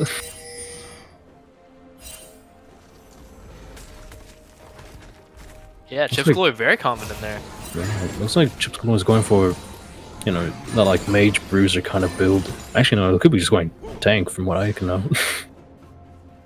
He did bring Grasp, so he's not here to play APC this time. He's here to just roughhouse everyone and get up. Yeah, I think he's taking the role of the front line here, and so that Park Ji-soo can go get on that Quinn or something like that. Because they do have Malzahar for a lot of the ability power damage, and they, you know, Quinn for the attack damage. Even though Ashe is there as a support. The thing is, they already have Nunu as well. So do you think they might not have enough damage to really do anything? Even if, like, because Quinn is like more single target. She can, like, sure, her ult hits a couple of people and her Q does some tiny AoE, but she's really just for like one-on-one situations, kill a guy, run out. I think what their team comp might be is like, you know, what you mentioned. Quinn is a very isolated, you know, 1v1 kind of champion. And so is Malzahar a little bit because that ult, you know, is just a single lockdown ult. As we see Naoshi trying to gank bot here. Misses the snowball, but Mother Duck is caught out in the middle. Got a TP. Rommel does go down, TP coming in. From the Mother Vigar. Oh, that's Mother Duck's still alive. Ooh, Mother Duck does go down.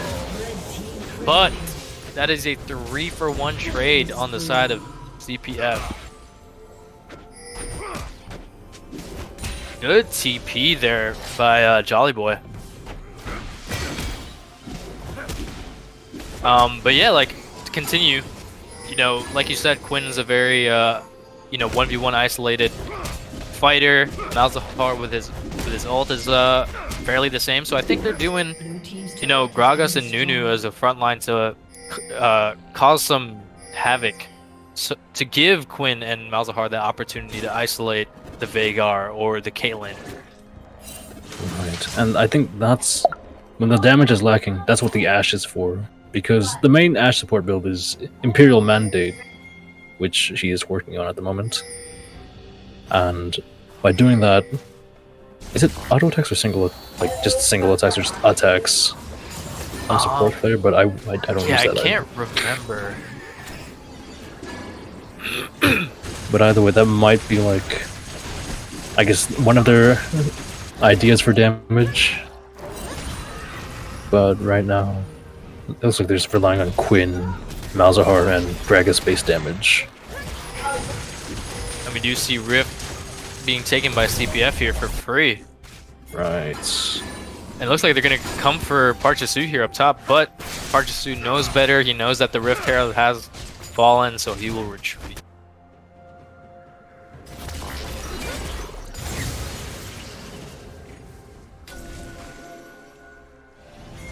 Now that that bot tower on the side of SFC Telecom is down, we see Johnny Boy trying to roam and Chipskaloy trying to roam as well, trying to see if they can make something happen elsewhere. Right.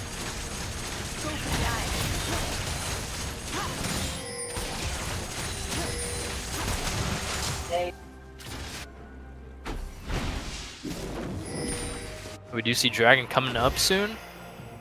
A lot of wards there on the side of CPF. You know, they're doing a great job of putting some vision down.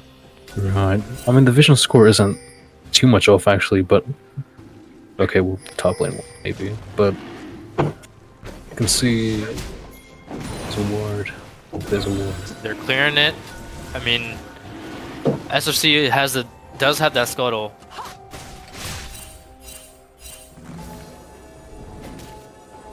Missing there it is, some vision denial right there. Both TPs up from top lane. And Naoshi and Chipskaloy. The 30 here. Alright, yeah, they have 3 TPs on their side.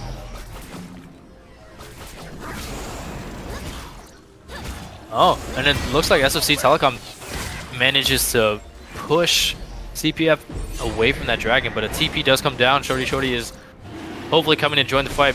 We're going to see a wacky 5v5. Naoshi's going to go down here, and they lost their jungler. Catch. That is a good catch. And looks like Quinn's just going to go straight for the Herald, knowing that there is no point in trying to contest this one.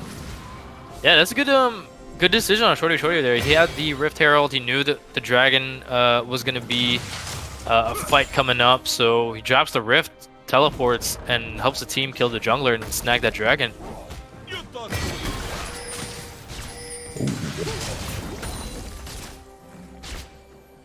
We do see a siege here in mid, seeing if they can get some damage on that tower.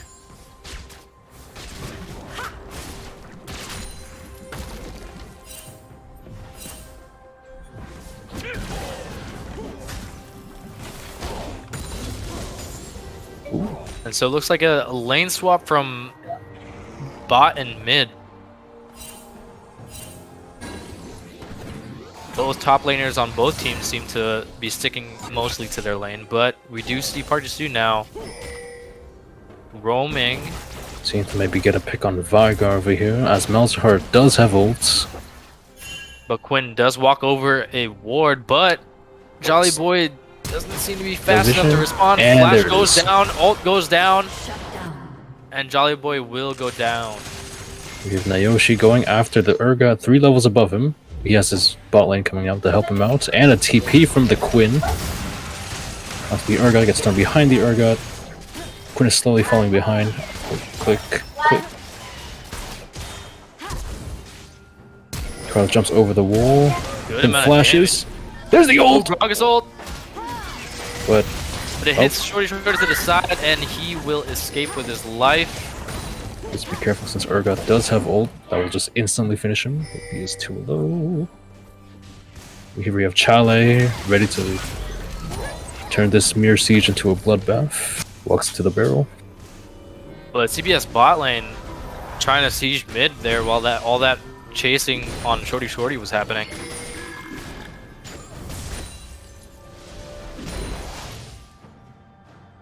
Oh, but the mid tower, sorry, manages to stay alive.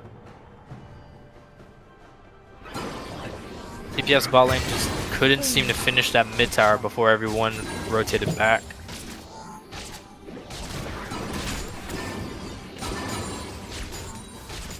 So... Oh wait, the gold actually isn't that far off compared to before. This is just like 3k off. Yeah, but not a huge gap compared to what we saw in game 1, but we do see 3 dragons, all for CPF. 2 towers. 2 towers, correct. And CPF has all their towers up.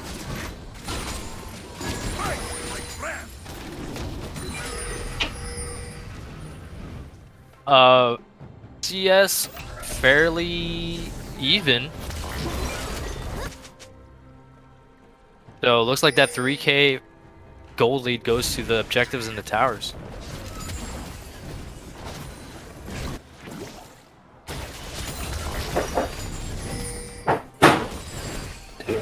And it looks like they're starting to group up for another little ARAM situation. It's another little ARAM. BP from Chips Galoy. And once again, Shorty is going to push top lane alone. Quinn might... Yep, Quinn's going to contest. Everyone has gone mid, people have used TPs, and they've realized that they're not going to do anything mid and leave. Yeah, we do see Jolly Boy's TP is up. Nayoshi's TP is up, and Shorty is coming up soon. But Chips Galoy does not have it for a while. And we do see a dragon will be spawning soon, so that looks like the next big fight. Which is already soul point for these guys. On the team of Chale. Chale.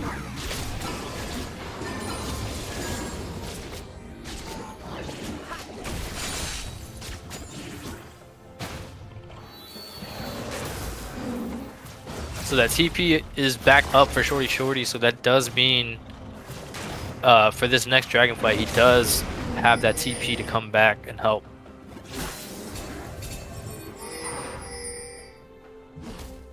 We see all the wars being pinged out, trying to be cleared.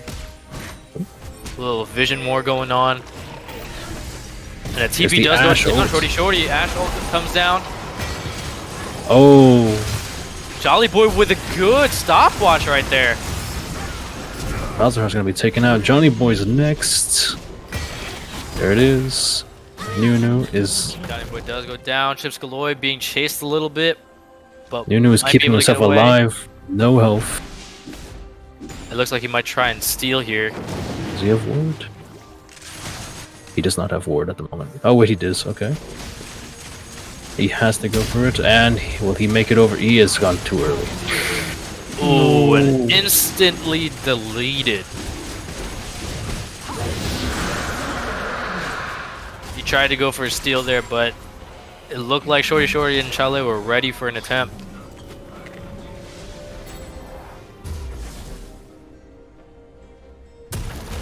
We see that top tower being pinged.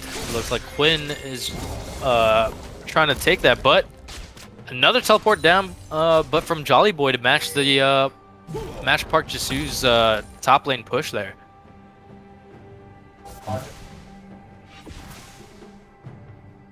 So once again, it looks really heavily sided on the Chalet team again. So what's the win? What's the win con for Telecom this time? Huh?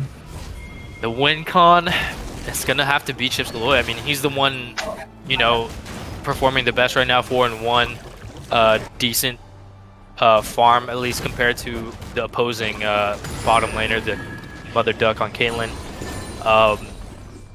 You know, you're gonna have to keep him in the game, try and isolate one of the carries, take him down. But you know, Chalet once again proving why he's a team captain, going 6-0-6 here.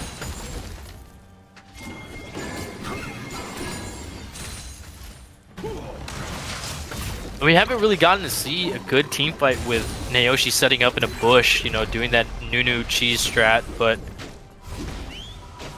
no real opportunities for that so far. We do see... Oh, an ult goes down from Braum to try and keep Naoshi in the lane. Oh, hits see if the he can get that last stun. mark. Yep, gets that stun. Stun from Jax. And there And it is. Naoshi will go down to Chalet. That is now 7 kills, no deaths, and 6 assists for Chalet. I think Chalet is really coming for player of the night here. He is. He woke up today and was just like, yep. Just gonna go kill him. He woke up and chose violence today. Yeah, that's the little meme phrase right there. But good job for CPF, you know, like we said in the very beginning of the night, they may have the number 4 record, but they're not to be underestimated.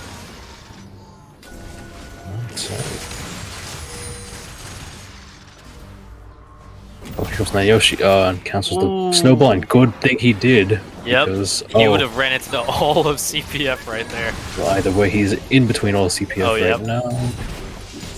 Getting Can he caught get out out the here. Caitlyn has red buff, cannot be slowed right now, and he will get away. That snowball will save his life this time. Viger paying the Baron Nashor. Yeah, I think they're deciding, since Naoshi was really low there, had to run away, they might have the time here to do this.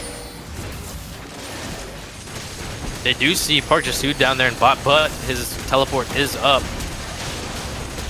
No vision for SFC here.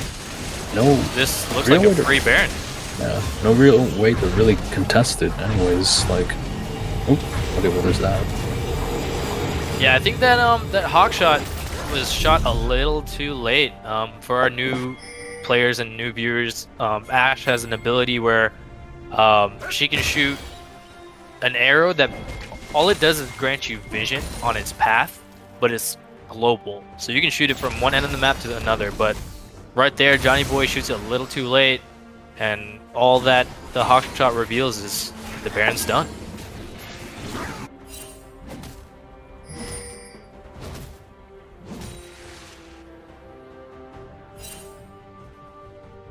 And we do see CPF trying to converge on an overextended Naoshi, but will they get there? Misses the Braum Q, and Naoshi can get away. He walks away.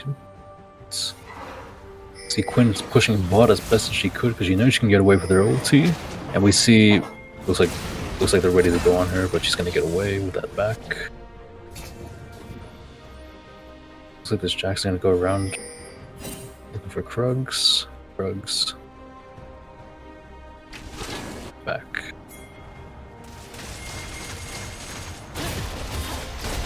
You know, I would expect a little harder map pressure, lane pressure from CPF since they have Baron, but it looks like Shorty was trying to apply that lane pressure, but might pay for it with his life, but not before killing Park Jisu, taking him down. And Double kill. Naoshi as well. Big And he level looks like he difference. wants to take this fight with Chips Galore. Or does just not have enough damage to deal with it. My goodness, Shorty with a double kill and almost a triple kill there. Got the Gragas flash out. We're gonna take this inhib and probably go for the mid inhib because there's no way for them to really contest it. Ashore lands, but not much follow up from there. You know, that play from Shorty was huge. You know, you send 3 people to not even kill this guy. 2 of them go down, and that just creates an opportunity for CPF to siege. Right, and I'm surprised how this Urgot is really still alive after all that, since he didn't bring Conquer, he brought PTA. He does not have a lifesteal item of any sort, he just has Iceborne, Black Cleaver, and Tabbies, and a Phage. Actually, that could be it, actually. Wait.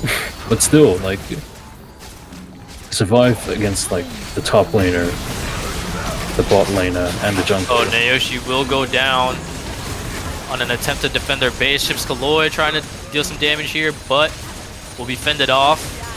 Park just soon getting ulted trying to take on the again. Urgot again, but Shorty will take him. Charlie jumps in, stuns And they will everyone. continue to fight. Gragas does go down, and CPF will take game 2. Wow. Great game from CPF. A way more decisive win this time, at least compared to game 1. Yeah, pretty convincing. Convincing win there by CPF. Coming in tonight, actually, looking at the standings, the only way CPF was going to be able to overtake the 3rd seed in the playoffs was to go 3-0 tonight. And you know what? They're already 2-0. Looks like it's very possible now. Meta awesome. Looks like CPF is ready to play tonight, huh? Oh, yeah. I'm terrified, actually. Chalet was, hitting all cylinders there. He was, the kill count was just tremendous there for Chalet. Looks like he's really bidding for player for the night here. Right. CeeLo B, any big shakeups they expect for SFC Telecom T1 here? I think we might see a switch in roles. Just because, the first 2 games didn't work out. You already switched roles again for game 2. Maybe Barely Noah does go back jungle. Ships Kaloy goes mid, and Nayoshi, I know, for our team, he was an AD carry, but he had to take the jungle seat. Thanks for taking one for the team. Shout out to Nayoshi. But maybe he can get back to his bread and butter, going back to that AD carry. So hopefully they make certain adjustments to try and take game 3. Yep, game 3 is coming up. I remind you guys, this is LAS. You guys are watching League Unclub Series. And tonight we're doing a promotion where we're raffling off a $25 gift card from Amazon. And the way to win is just sitting there, in the comforts of your home and just chilling and watching these awesome casts by these casters here. Meta Awesome and CeeLo B doing an awesome job. I like the way they describe some of the small details, right? Explaining it to me, right? One of the things that you mentioned about Ashe and her arrows and how it reveals certain things. Those are small things that we learn a lot of. But you guys are sitting there just watching, and if you guys register for a Trovo account, you guys are entered to win this raffle that we're going to be holding at the end of the night. So make sure you stay tuned. If you haven't done already, just go ahead and register. It's a quick register up there, and then hit the follow button. And in the meantime, while we set up game number 3, we'll take a quick break and watch Chicken Man catch us up into the world of esports. We'll be right back. That diffuser planted, and that's in Retro's hands to do just that. Rexon's still lording above them. He'll need to get as quickly as he can to his teammates. Super pops up, outdueled by Retro. Kansan firing away. He's taken down. It'll need to be Rexon to play a hero. And he's getting a ping. He sees him, but can he get the position? Yes, he can. And the Sonics will get their spot at the Mexico Major. The Asia Pacific League also finished up. They had playoffs between the best teams from both the North and South divisions, with Damwon Gaming and Invictus Gaming getting the 2 seeds into the 6 major. For Elevate, 4v3 for the attack as the Thai team starts to step up, and Luna He's managed to get upstairs. He's got that diffuser down. It's a 3-on-3. This could be the game-winning play for Invictus Gaming, and it's gonna happen. Luna Metal closes it. Invictus are your final APAC team to represent APAC at the Mexico Major. All of the winning teams will be heading to Mexico City, where in 2 weeks they play for the $500,000 prize pool. Our final shooter of the day is going to be PUBG. The ESL Masters Europe finished up this week with Virtus Pro taking first place. Right, but now question mark, they're just waiting, and hence they, of course, they cannot revive Squeaky anymore, so Diggory and Rustama, but I would say that these guys, they are very skillful rifles, and now we can see the flank coming from question mark from the side. A lot of smokes there. Rustama still playing on the wrong side of the fence line. Fade is going to be having a peek. He's not actually on the same side. He's getting Diggory down, and now it's going down to Rustama. He's the last player. Question mark with 3. They managed to do the revival as well, so Rustama trying to somehow survive on the smokes. A spray from Fortesty. Rustama gets one, but not the second one, and Dante will finish it off, and question mark 10 kills and a chicken dinner. And to close us out today, let's talk about some StarCraft. The GSL Grand Finals took place this week between 2019 World Champion Dark and Trap, who has won 5 premier events in 2021. Networks to take out here, and so the influx of units is going to continue to come in here, and now he can start to shell the minerals over here at the third. Yeah, everything going wrong. The Queens continue to rally out of here. 14 Queens on the map. The Void Rays being picked off. Production has halted almost completely. The shield battery's doing their best to keep him in this, but it can't last for long. Okay, we've got more and more coming out here for the Zerg. The Void Rays are doing their damnedest to try to fight off all of these Queens, all of these Ravagers. But more roaches come through that Nidus network. Trap trying his heart out as another Bile picks off another Void Ray. Oh my god. GG, that is it. And Dark, our GSL Season 2 champion in 2021. A beautiful performance from Dark as he bullied his way through Trap in that series to win it 4-1. Also this week, the DreamHack Masters fall season has begun, with most of the regions getting into their games and a few of them finishing up, like in Latin America, where Special dominated the competition, only dropping 1 map on his way to victory and a seed at the season finals. There's just no real good choice for your Dragon. I'm sorry, it's just, I don't know what you do here. It's pretty brutal, but that is the power of Juanito as we end up seeing Kellizer pulling all the boys in, trying to make one final stand over here against the absolute juggernaut of Latin America. But GG well played gets called, and Special sweeps the series 4-0 with just truly dominating Terran versus Terran play. In the Taiwan-Hong Kong region, Haas defeated Nice in the finals 4-2 to qualify. And there we go. The Zealots come in on all sides. The Archon breaking the force fields. The Stalkers smashing on through. And that is it. Battery overcharge will not be enough to make up for those numbers differences. As here, at the end of the day, the 3-1 upgrades, a slight upgrade advantage, a massive macro advantage on 89 probes. Yep. And he says, you can hang on and defend as efficiently as you want. See, map control to me, I will punish you for it. I will take every single base. I'm already expanding to your side trainers. Oh, Haas says, welcome back. Sifu has returned. The king has returned. In Oceania, it was Probe taking first place over Mio Micah for the qualifying spot. Oh, he abducted onto his Infestors. There's no damage there. This is a disaster of an engagement for Mio Micah. He's just getting absolutely slaughtered. Yeah, I mean, hit the Viper hotkey, went for the abducts, but not pulling them into Hydras, pulling them over the Infestors. Probe is just doing a dance here because his interceptors are just doing the job. Oh my god, I think Probe knows that after that fight, a counterattack is going to put this game in the bag for him. Yeah, definitely. I mean, this is not Mio's wheelhouse, this stage of the game. Trying to use the spellcasters, which was very cool, but it was so very late. And it was after, you know, the Infestor timing, which did not really make any sense. 3-base Infestor Hydra timing against Cannon Disruptor. So, oh my lord, Bloodbath. Oh my goodness. Korea had a small play-in to determine which 2 of 4 players would make it through. SOS and Zaun were the victors over DRG and Rogue. HP, remember, all those Archon shots? So if the Corruptors aren't careful, they will just get melted by these Archons, which is kind of starting to happen. The Phoenix may want to move to the other side and get after the Mutalisks. The Corruptors, like I say, all going down. The Archons putting in some serious work. and Rogue will just not have enough left, and that is going to be a 3-0, my friends. Europe is the largest region with 32 players in the group stage and only 4 qualifying spots. The games will be continuing for the next 2 weeks. Trying to... Oh, he flanked the disruptors and he killed them all! Oh my god! Whoa, they're just at the top of the screen and they just all blew up, and I was like, well, I guess that's how you get out of there, Hellraiser. Shadone did not see that coming in the slightest, and that is going to be his army melted. Hellraiser. Wow. Both North America and China will start their group stages this coming week. I'm certainly looking forward to those results on our next episode. And well, just about wraps us up here. If you enjoyed this video, please hit that like button. Subscribe to the channel so you don't miss out on our weekly updates. Drop a comment. If you have any events you're really looking forward to in the future, we'll be sure to add them to our list. As always, I've been the Chicken Man here for the Psystorm Esports Network, and I'll see you next time.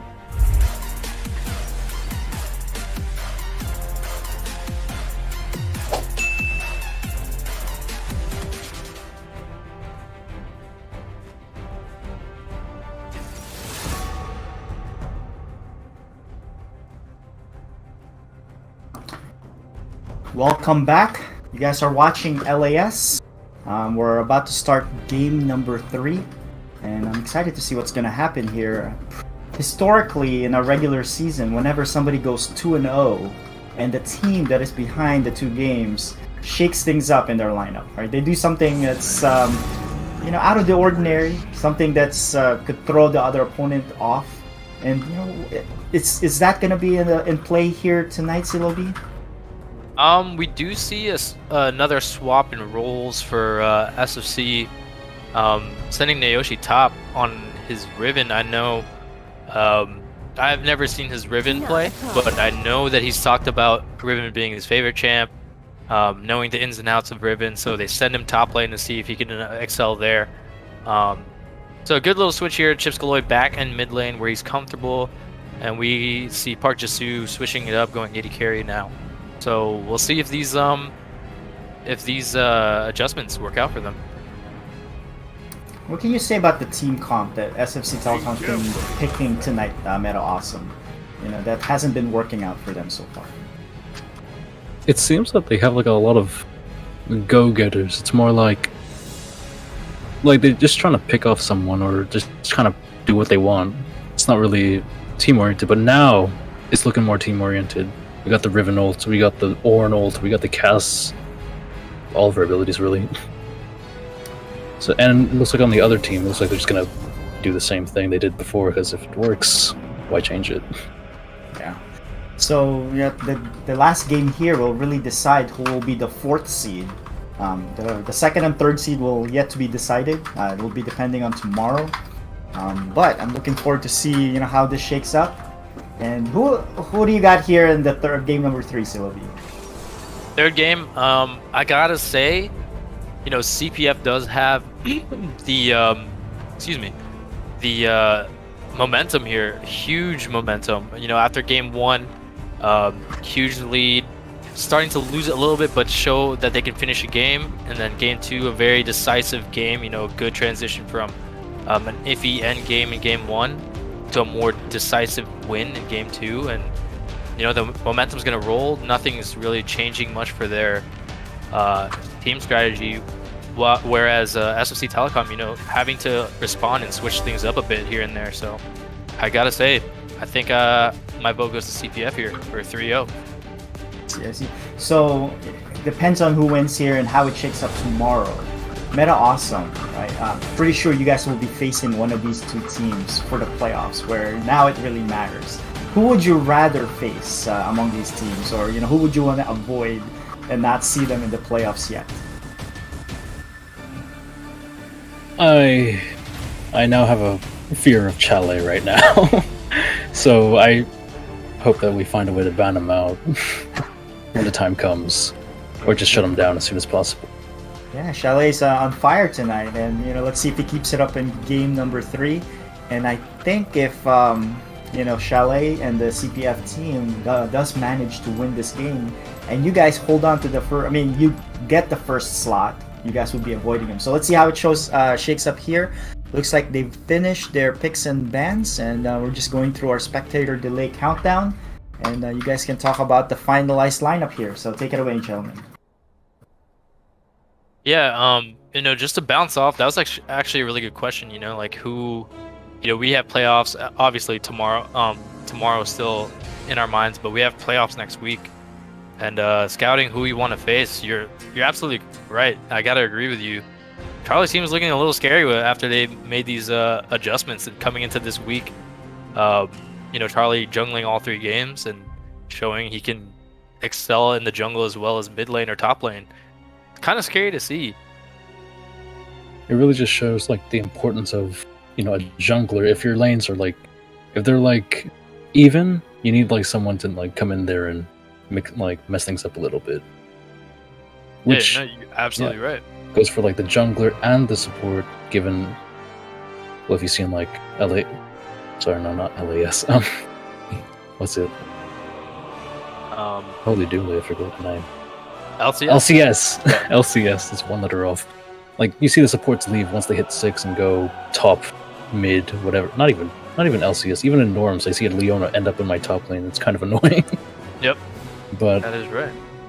It's really just jungler's just another support that kills people, really. So when you have a strong jungler, you can power other lanes and you can kind of just push the team to victory. Just a couple of wins in the early game. Yeah, and I like to say personally, I think jungling is the hardest role, and for Chalet to go from top and mid, completely solo lanes, like a 1v1 in lane, except for if a gank comes or anything like that. But going from that into a role where you gotta try and affect all lanes, that's a good skill gap right there. At least macro and playstyle, and Chalet just seem to embrace it. But speaking of team comps, what are you thinking here, Manny or Meta Awesome? I'll call you by your summoner name. Sure, whatever. Okay. As I said before, Telecom's team's looking a lot more team fight oriented this time, because you got the big Ornolds, Riven, Cass, and Janna. And then the other team's going what they did before, but with addition of the Ashe they stole from Johnny and the Leona they just took. The Braum ban is really interesting, but especially since actually that's a pretty good idea looking at their team. Yeah, no, I agree. I think a Braum ban is good because that Braum defensively was just too much for them game 1 and game 2. So they got tired of seeing that, so I guess it became ban worthy. Doesn't happen to me. Look, if I knew I was playing against you, I would be banning all your supports out, like how CPF banned me out. Yeah. Here we are. Always sets me back minutes, seconds. All right, and game 3 is now underway. Looks like they'll be taking an alternate invade route, and looks like they're going to be walking up straight to each other, except Naoshi. So something's about to happen. Ward goes down. We do see. Ooh, Leona just Zenith, missed her Q. Or E. Yes. So it looks like it's going to be another safe start. Like we saw in game 2. Like a little opportunity, but not enough to snag a first blood. So both teams looking to reset, get a defensive normal start here.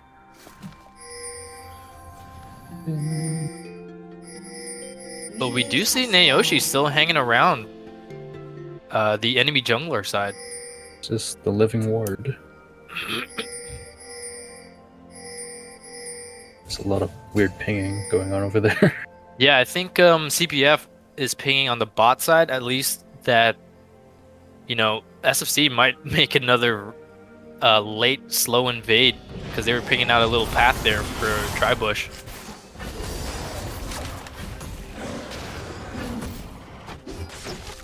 but they will all go to the default starts.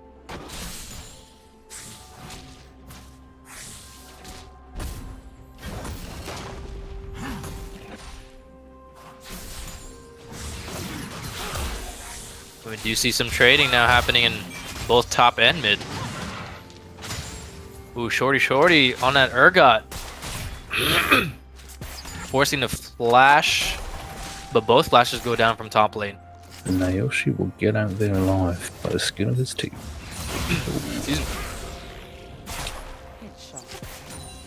Yeah, it looks like Shorty really knows how to use Urgot level 1, you know, both this game and game 2, that level 1 skirmish. Shorty seemed to lay out the damage.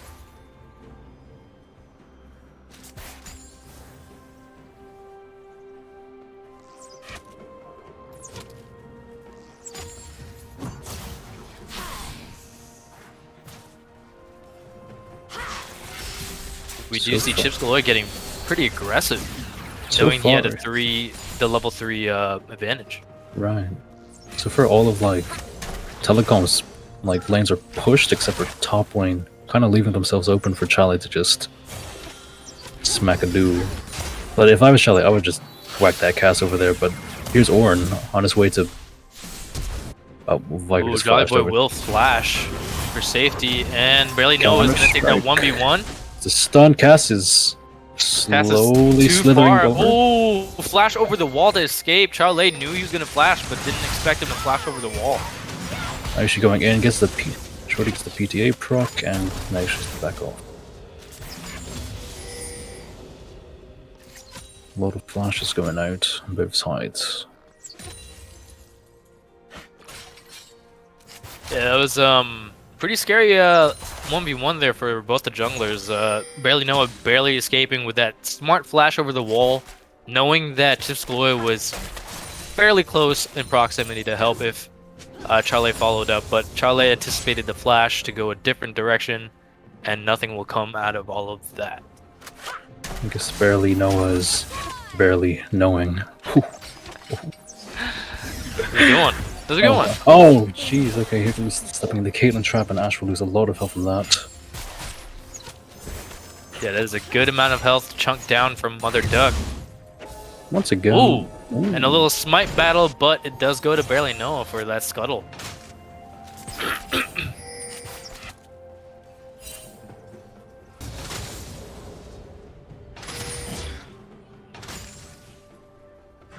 We do see Shorty getting pretty aggressive in the top lane.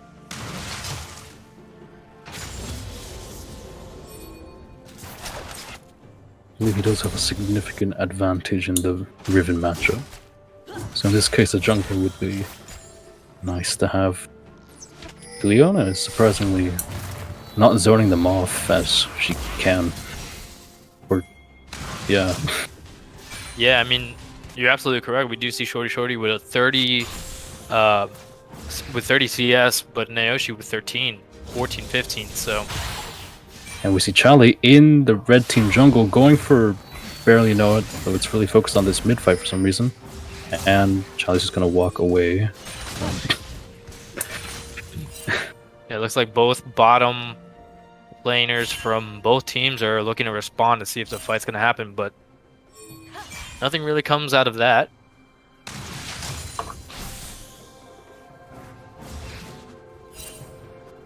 So 5 minutes, near 6 minutes in, gold is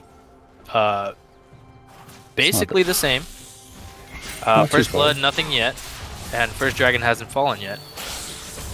Ooh. Oh. Oh no. Ooh, but Chips Galore does have his ult. Ooh, but Shorty does too.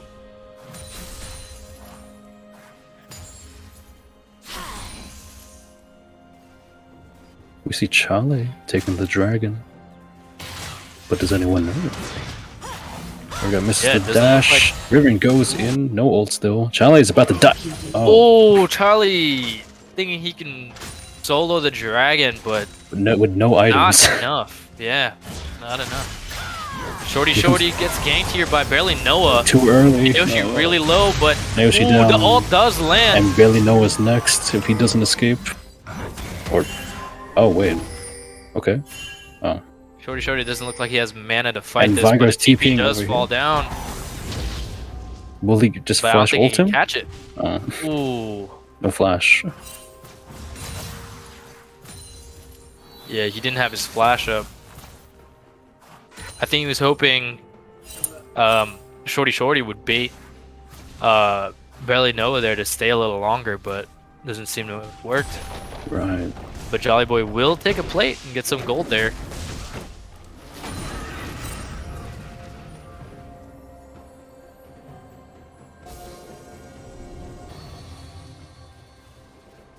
So that first blood does go to Shorty, even though he was the one that was ganked. Shorty really showing his dominance on that Urgot. Oh, it looks like Chale might be caught out here. It looks like his bot lane is here to stop all 4 of them from getting closer. Ooh, Leona misses the E, but I think it's a good thing that she did. Charlie's like half health, all level 5s down here in bot. Barely Noah's slightly behind. Oh, no, never mind. His XP just got back up. Never mind. Though, I'm pretty sure this was commented before in another stream, but once again, he brought Grasp on Orange Jungle. First up, Orange Jungle is really unconventional. It works, but it's unconventional. But the Grasp, you don't see it proc that often compared to like Aftershock if you're Ornn, since yeah, doing hard CC will instantly proc. Well, after a delay, will proc Aftershock. Flash goes down on Shorty.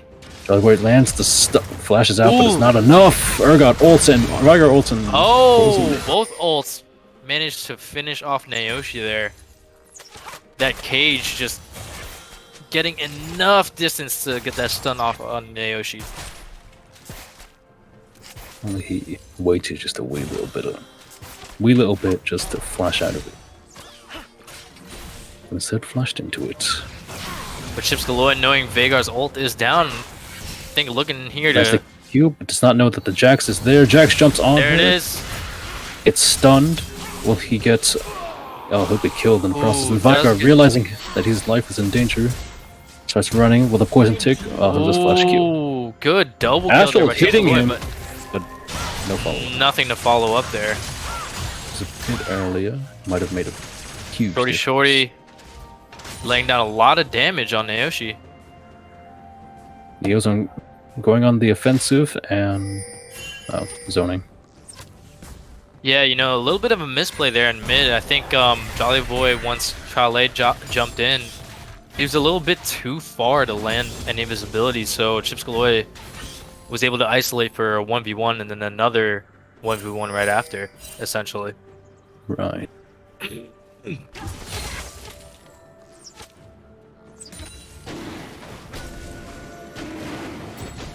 So the kill score is now 2-2. It looks like the first dragon will be taken here. Charlie's still taking massive damage. You have Leona, hopefully she'll tank. You cannot counter-strike the dragon attacks, and they'll take this. There it is. First dragon falls to CPF. And Barely Noah's up here against Shorty, but Naoshi's trying to follow up. But Shorty looks like he wants to take this 2v1 still. It doesn't matter. He wants to barely know. Ult hits Here's the it. Ornn ult, lands it, and Shorty will go down. 450 gold. And there it is. Good little shutdown there for Naoshi. He really needed that. Speaking of shutdowns, looks like Chips Galore just gained one. Now worth 150 gold for the price of a dead snake. Absolutely right. After that double kill in mid lane, he now has a bounty on his head. The gold is real close this game as well. Oh, actually, 0.1, 0.3 on the red side. Looks like Chale is trying to see if he can get a little gank going on, but Barely Noah's here to try and counter it. Knocks him up and takes it. Vigar ults Cassiopeia. Cassiopeia survives, dodges the Q and Qs the Vigar. Good movement by Chips Galore there, able to dodge the Veigar abilities, you know, not getting executed by that ult and managing to stay alive. Wow. It looks like SFC is really trying to make ends meet here for game 3. Now going for that rift.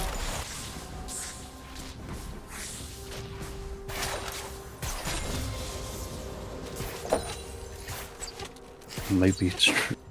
The legends are true, and they will go 2-1. Maybe it won't be a 3 sweep. Yeah, and I know we mentioned earlier Chips Galore had that bounty, but the bounty is growing after that second set of double kills. Now he's 4-0 with a near 20 CS lead on Jolly Boy's Veigar. Right. To be fair, okay, so on Charlie's team, it's Charlie that kind of spooks me, but on Telecom's team, it's Carlo, man. It's Chips Galore, man. Because ever since that like one bot lane we lost, when he played Rise? like Rise, yeah, Rise APC, yeah.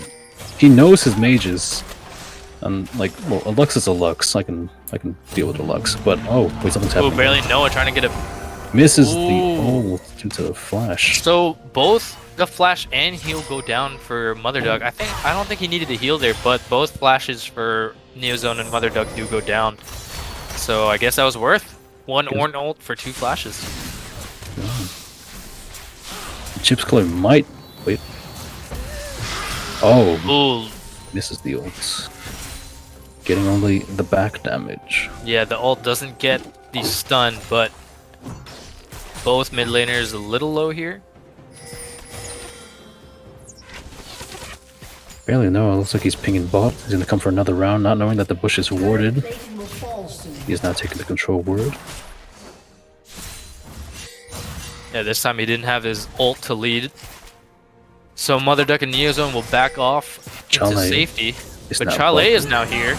Lands the Leona ult, but only... Leona ult and Ashe ult, but they switch targets to Barely Noah.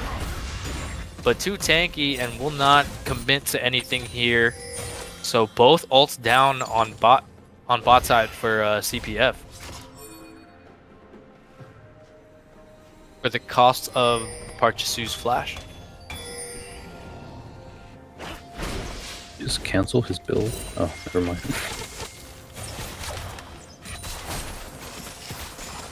Looks like both junglers are just hanging around bot lane. Charlie's backing though. His dragon is coming up. And it is... I'll just do it myself. A fire one. And for once it actually won't be a water dragon. I mean soul. Water soul. Yeah, it looks like Chips Galore extending this farm lead, has a near 30 CS lead over Jolly Boy. Chips Galore is going to be a problem. Like you said, you know, Chips Galore on his mages, scary sight to see. Right. And since he has like a big Ornn kind of just like hanging around at, oh, are they going to take some plates? The Ornn's going to kind of soak up most of the hits that's going to come from, let's say, Urgot, Veigar. Probably. And they'll be able to hold them down while the Cassiopeia kind of lands a nasty ult. Or even like their ults can like work together as well, since Ornn ult applies a debuff that allows the next hard CC move to like last longer, I believe. Yeah, I believe you're correct. Right, so if he lands an ult and hits all 5 of them, and Chips Galore lands a cast ult that stuns all of them, given that they're all looking at him, it could just end the team fight right there. Yeah, that would be a quick team fight. Too much CC on the side of... but it looks like Chips Galore. Chips Galore will get caught out here, but... stun everyone! That's a good ult. Chips Galore does escape with his life. Still looking to kill, gets another double kill. But Charlie looks to finish and shut down Chips Galore, looking for more blood, but Park Ji-soo will escape with his life. Jolly Boy escapes as well.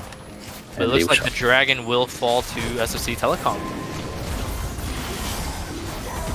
And meanwhile, top lane. Yeah, top lane on their little island there. Nayoshi does not have TP, but Shorty does, but his TP was down, so he could not help in that fight. Seems the soul today, the flavor of the week is Mountain.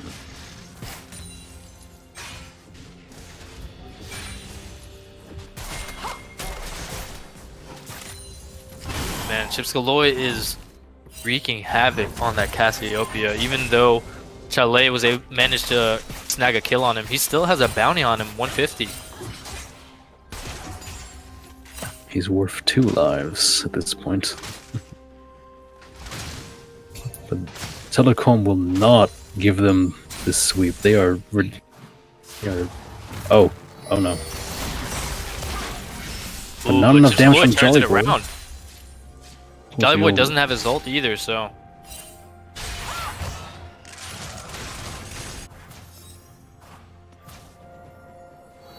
Yeah, you know, SFC Telecom not at full force here, as we see Nayoshi having to sub in. You know, I'm Filipino Bro, out for game 2 and 3.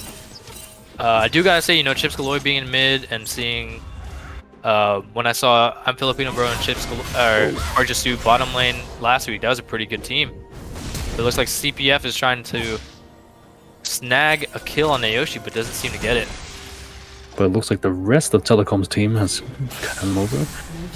Oh, here comes Chips Galore. Nayoshi coming in. There's the stun. Or oh, knocks Chips Galore tried to ult Veigar.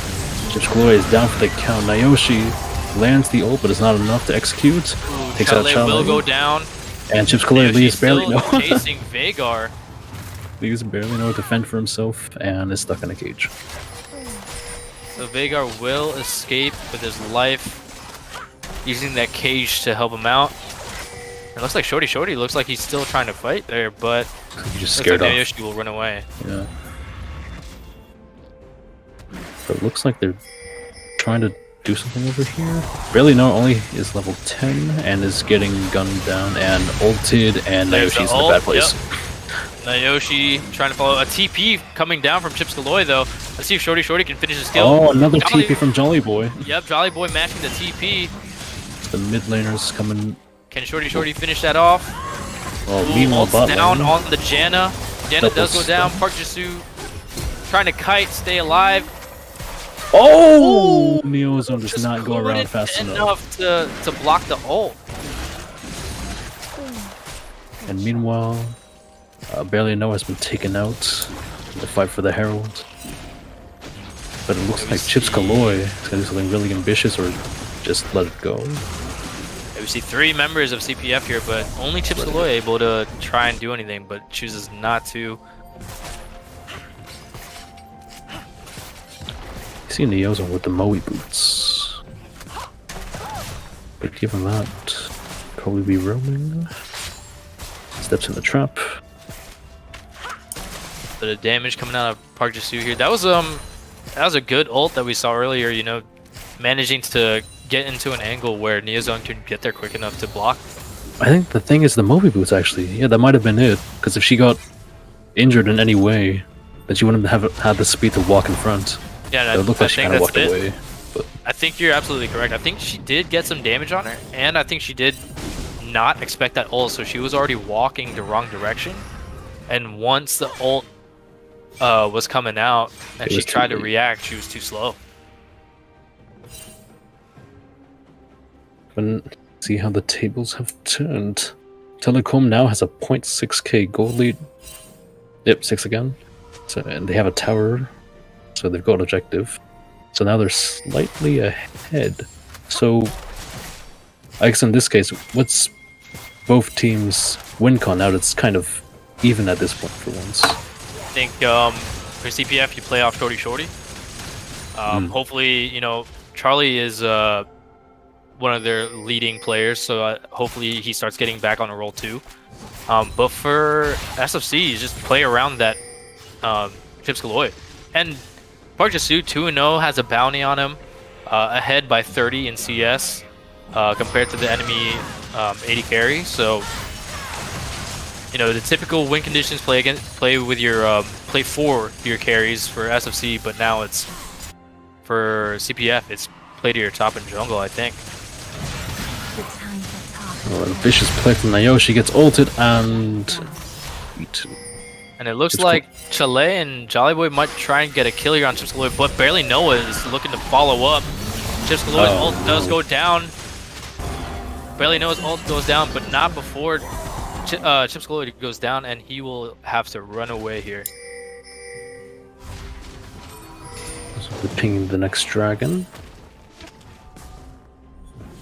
It looks like their bot lane is just going to try and siege and trade tower for a dragon here. Only thing is, once that dragon is taken, how will the bot lane get out? And Jolly Boy drops the rift in bot lane, so they do get a tower there as well. And that tier 2 mid turret didn't even go down, so free tower, free dragon for CPF there.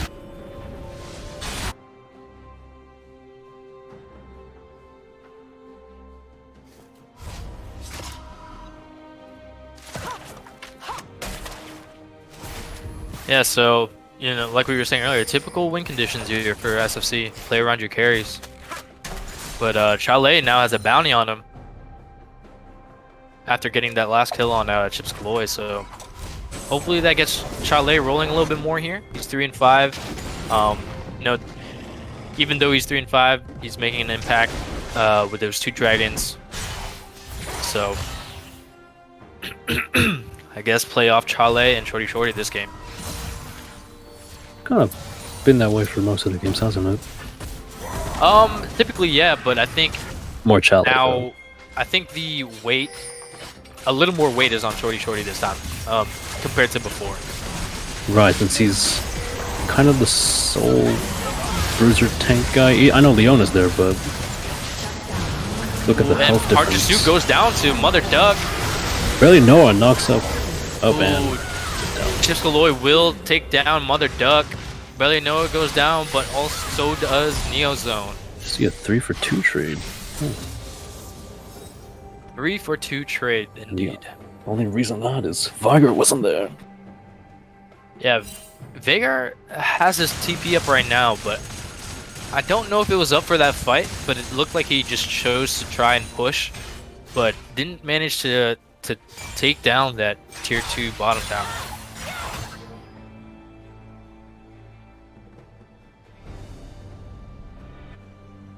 And we do see 2k gold lead, or 1.5 now, k gold lead for CPF.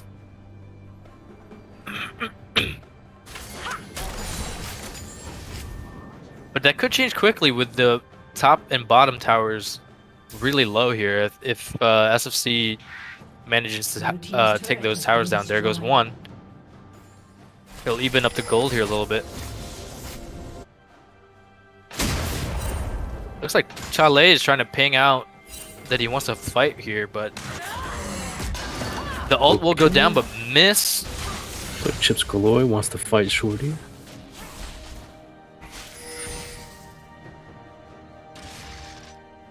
That'd be interesting to see, but yeah, we just missed, or we just saw Neozone miss that Leona ult, trying to catch out Kaelin there while Chalet was waiting for that gank, but it looks like they'll try and take out Naoshi here, but Naoshi does know what's coming and backs up.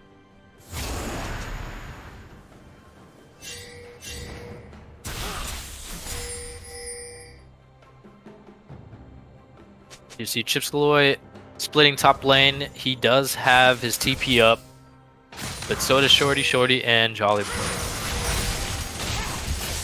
Here comes Shorty trying to 1v1 the Chips Kaloy, but the ult goes down. But it's not enough damage. It's not enough. Shorty doing too much damage. Charlie trying to take on Park Jasu here with a 1v1 and will get the kill, but Jolly Boy finds himself caught here. Shorty with a TP. A little too far out, but it looks like he's trying to take on the team while the rest of his team is following up. Shorty still does have ult because he did not use it against the Chips Kaloy fight, but it looks like they're just... Oh, whoa. Flash and flip. Oh. Neozone will miss yet another ult there, and Barely No will escape. Barely No doesn't load. He should be backing it, then they get a free dragon. A couple of seconds. Yeah. Yeah, I don't think Barely Noah can reset in time to even contest this dragon, but we'll see. Looks like they might want to try and run down straight to it. Oh, looks like CPF is resetting here. Huh. I guess there's too much time on that dragon spawn timer, and because all of SFC reset, they thought they needed to reset as well. But it seems like they're sending all of Telecom to the bot side. Nayoshi going mid though. Not mid. Top? Okay, top. No mid. Yeah, Nayoshi does not have teleport here, so I think he does have to group up here. Jolly Boy still has teleport, that's why he's in top lane. And they start the dragon. Clearing the wards. Blast kind of still there. Teleport goes down for Jolly Boy. They're now backing up, and now they are either just going to give it. Nayoshi is not there. And they do give it away. Yeah, they give it away.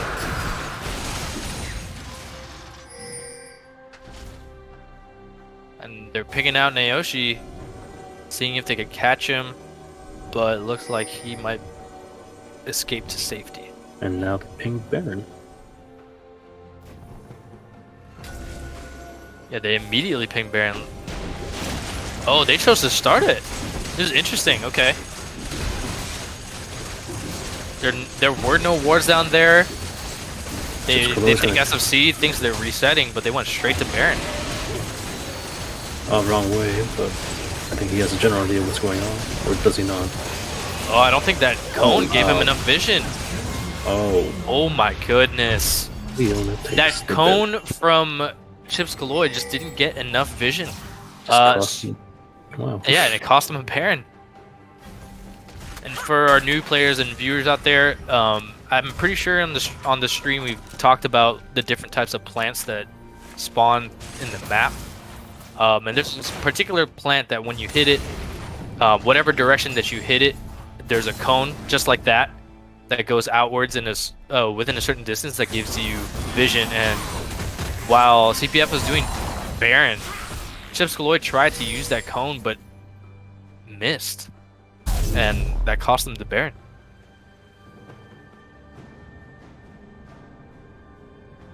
So now with the Baron moves, they should be either splitting or just... Actually, yeah, best thing is splitting right now. Like, there's no point to really A-ramming it mid at this point, because now you can just empower minions and take towers and end the game. Yeah, I think it should be either a 1-3-1? or a 1-3-1 here, but Chale looks like he might get caught, but does not. Yeah, Shorty's TP is going to come up soon. Jolly Boys is in a little more time.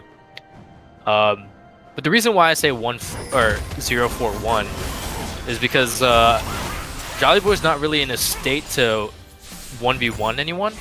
So if SFC does send someone to match them there, you know, it's the toss-up.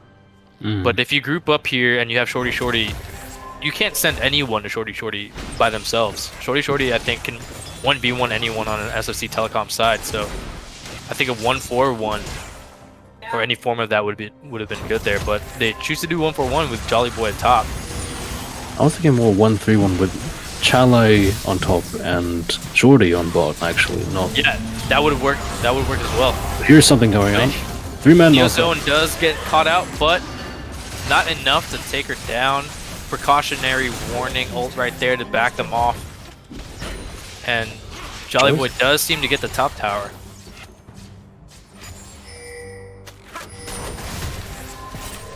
But yeah, I agree with you. Send the Jax because he has more siege potential than the Veigar. But the only reason why I said that is because if Shorty is splitting, Chale is like your really only front line, which is why. Oh, right. I would have said that. Well, this Leona.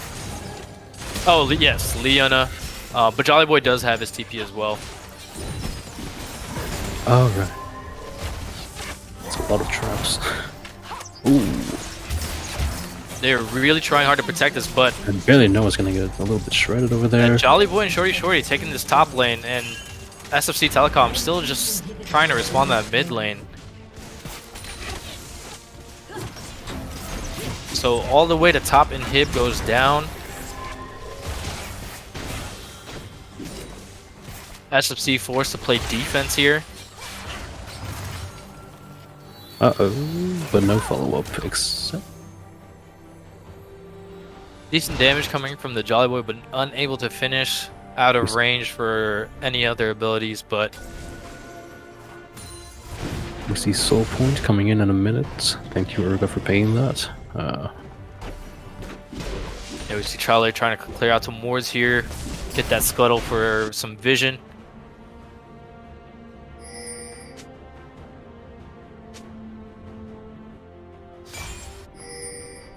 Yeah, I think what SFC needs to do here is really try and push that top wave out as much as they can before setting up for Baron, I'm sorry, Dragon. But it might be too late. By the time they have to group up for that Dragon, that top lane might be pushing.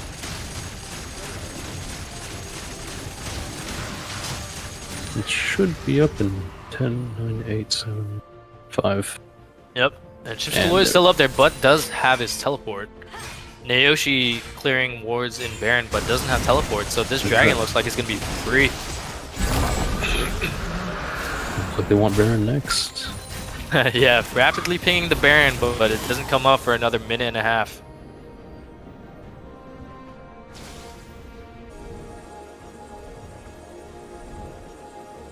It looks like since top inhibitor is down, they will group bottom to try and split the map pressure, setting Shorty mid to make them have to decide here which one they're going to respond to. Now really, they have 3 beasts to handle here. They have that top inhibitor down, so the super minion waves. Yeah, bot lane pushing and Shorty splitting mid.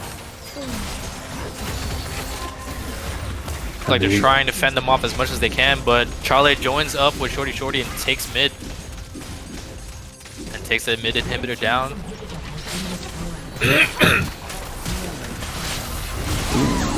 Kaylin ults. Ooh, Urgot does finish the Janna. He Ornn ults. It hits the spell shield. Shorty just 1v3ing. Charlie trying to follow up to help. Spears everyone around him. Parchisu's getting ripped apart. Too much turret damage, but Parchisu will go down. Charlie looking to see if he can finish up Barely Noah as well under the tower. Oh. Ooh, but will go down, leaving Nayoshi the only SFC Telecom player alive. So a 4 for 3 there. But they do manage to get that mid inhibitor tower and inhibitor. And a good amount of damage on that bot tower. It looks like Jolly Boy is just going to go ahead and try and take it, but he doesn't think he can do it. And there's a Baron pings. It looks like CPF is going to try and take this Baron when everyone gets up and try and make a final push for the win.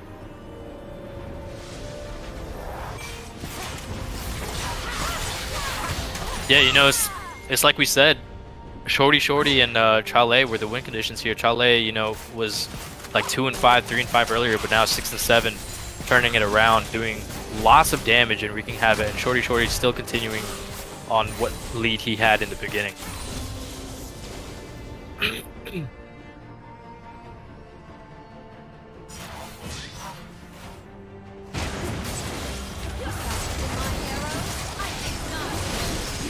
There's the Baron. Nayoshi seems to be approaching. Walks to the ward. It's queued. No way. Okay. Time to talk is over. Misses. He smites the Baron. That would have been a crazy steal if Parchisu's Q landed and taken it, and that would have been 3 Baron steals for SFC Telecom. But, you know, Kale manages to finish off the Baron with a smite. And this could be it, unfortunately. Yeah, it looks like CPF will try and finish the game here. Big stun land for Jolly Boy. Leona ult goes down. The Ornn. I can't tell if it's a 5-man because this camera got moved. Barely Noah goes down.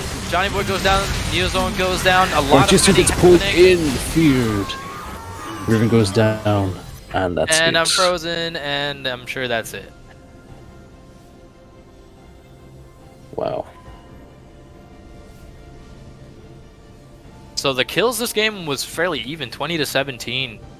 But you know, all those dragons and the objectives and map control, CPF was just on it. Yeah. Wow, it really is still frozen. It looks like we're still frozen here.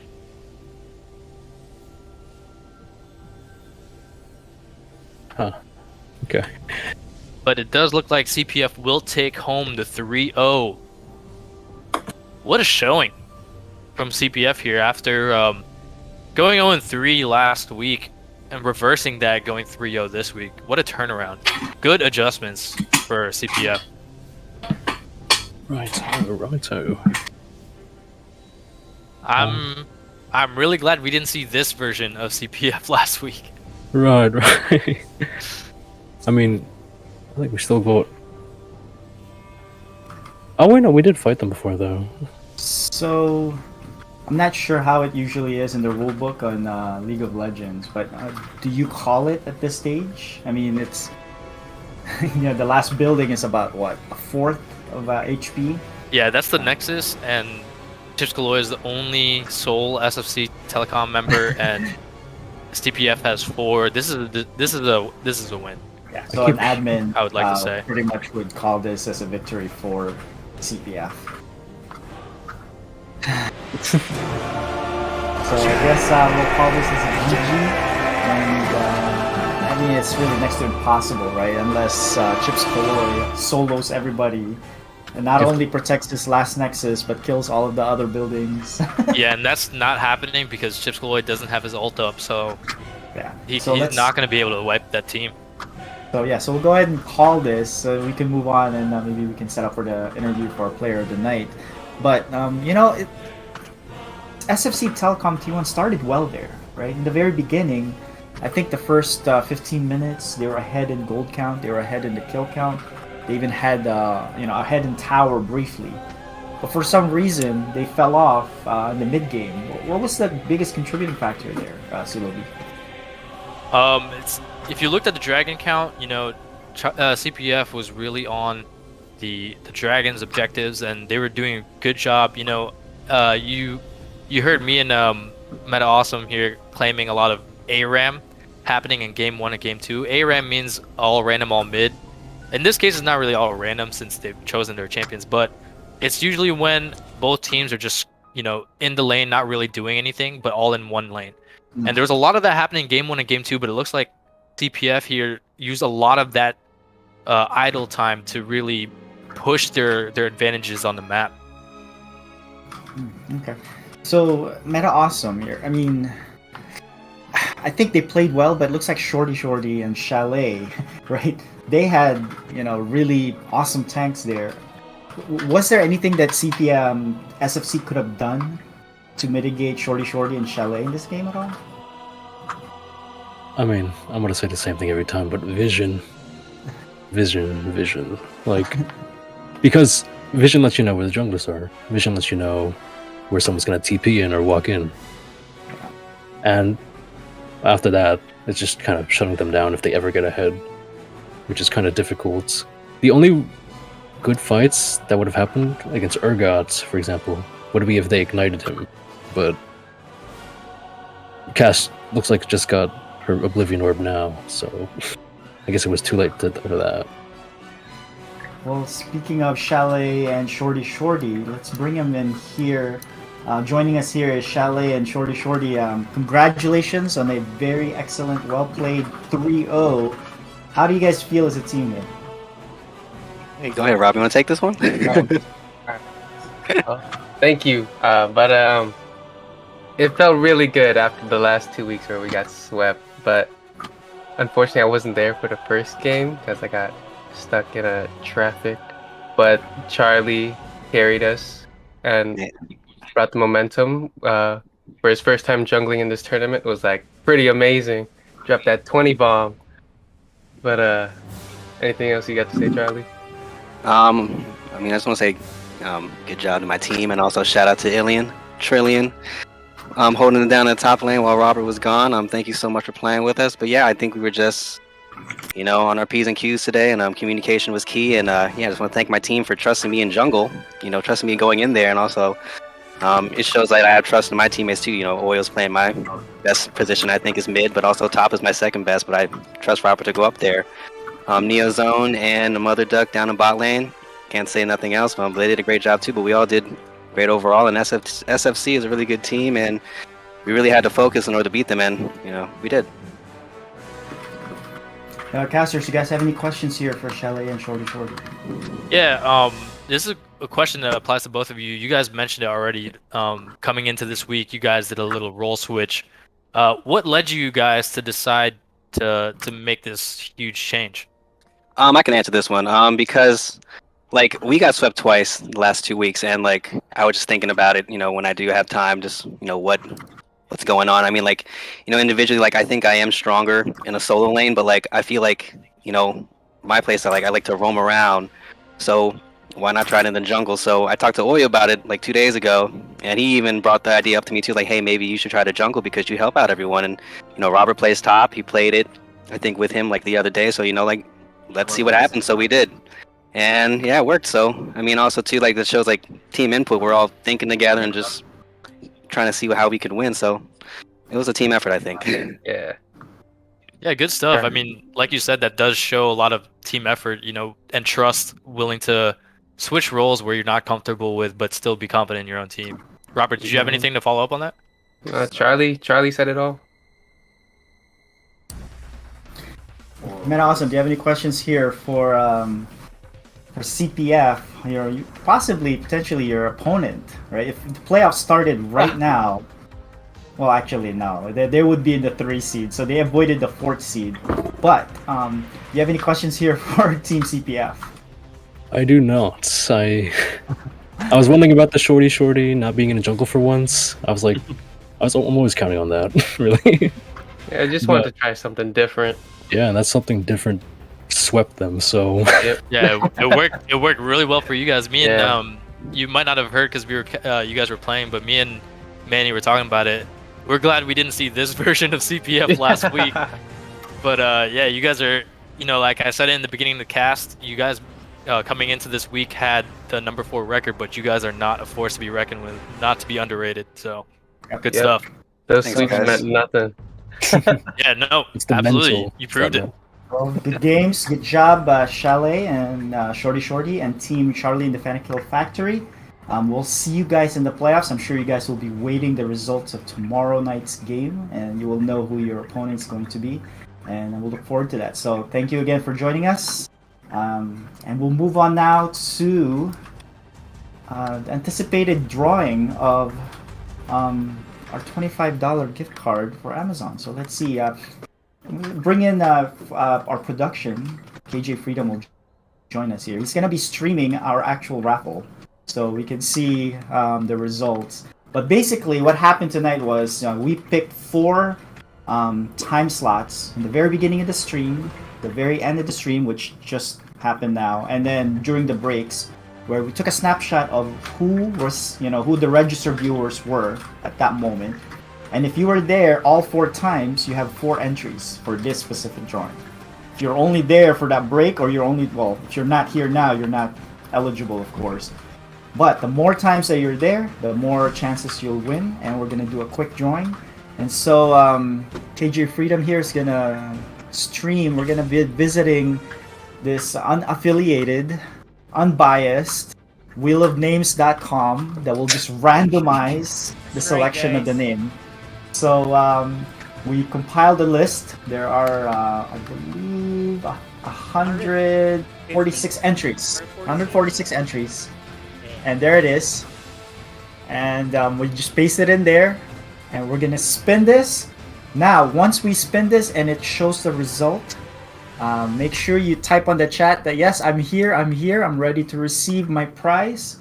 If you do not, we're going to respin until we have somebody on chat to receive the prize, right? So, KJ Freedom, are we ready to go? I guess so. Let's do it, guys. Let's do it. So, by the way, Sidestorm Gaming's ineligible. Yes, our production staff is ineligible. Our mods, Trillian and Gabidente and Keylime, the commissioner, would be ineligible at this point. I would be ineligible, of course. Masters? No, casters. Actually, you guys are eligible. Casters are eligible. All right, let's do Yes, this. You guys ready? All right. So go ahead and spin this. 1, 2, 3, go.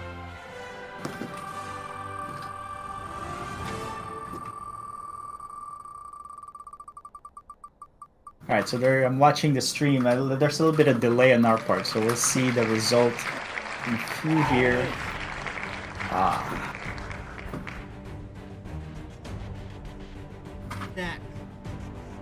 All right, so it's gonna pop up Vanessa. So Vanessa, if you're in the chat, make sure you say I'm here, I'm present, I'm ready to receive. You have about 10 to 15 seconds, otherwise we're gonna redraw. A lot of people say she's not here. Spin again. Yeah, they're spamming chat now, so they can push up the message Actually, just in all you case she gotta does do is look something. at the list, the viewers. Yeah, but yeah, we gotta make sure she's here. And Oh yeah, she's still paying- there, but she's not She like, is. paying attention. You have about 10 seconds to retrieve. You know how if this was live and we call you guys in the reception hall and we're waiting for you to accept it, you know, we're just waiting for you to come up and get it. 5-second rule. Otherwise, we're gonna redraw here. All right, 5, 4, 3, 2, 1. All right, now we're gonna call it just like the third game. Oh wait! She's there. She's there. She made it. She made it. She made it. Congratulations. Congratulations. So I'm gonna message Vanessa, on how to retrieve, or we're gonna probably send it to her via gift card through her email. So I'll message her, and I think that concludes our raffle for tonight. Vanana, stay tuned. Don't leave yet, so I can message you personally, and then we'll work out how we can get it to you. In the meantime, thank you to our casters here, CeeLo B and Meta Awesome. Thank you again for taking time out of your busy schedule and doing a great job tonight. Thank you to our mods in chat, Trillian and Gabidente. Thank you to our commissioner, Keyline Pi. Thank you to our Storm Gaming production, KJ Freedom. But most of all, thank you to all our viewers who joined tonight. And by this time, our viewers are already plummeted to about 20 because game's over, they're done, they started leaving, but they're still here. So thank you for staying till the very end. And I'm looking forward to our very exciting and very pivotal game tomorrow, Team Rocket versus Team Joe Mama. So that is for first place, and can't wait to see that. Any parting words here, CeeLo B? Any shout outs before you conclude tonight? Shout out to all the viewers again. Keeping that viewer count up, participating in chat and everything. Thanks for watching. And shout out to Nayoshi filling in as a sub. So good stuff. Hopefully you're ready for tomorrow, not too mentally told from today. And Meta Awesome, any parting words or shout out before we end the stream? Nope. He's told me what I needed to say, and I will support him on that. All right, we're looking forward to your games tomorrow. Support me on that. I get it. And that's it. We'll see you guys tomorrow, same time, same place, 7 p.m. Trovo.live/Psystorm. Good night.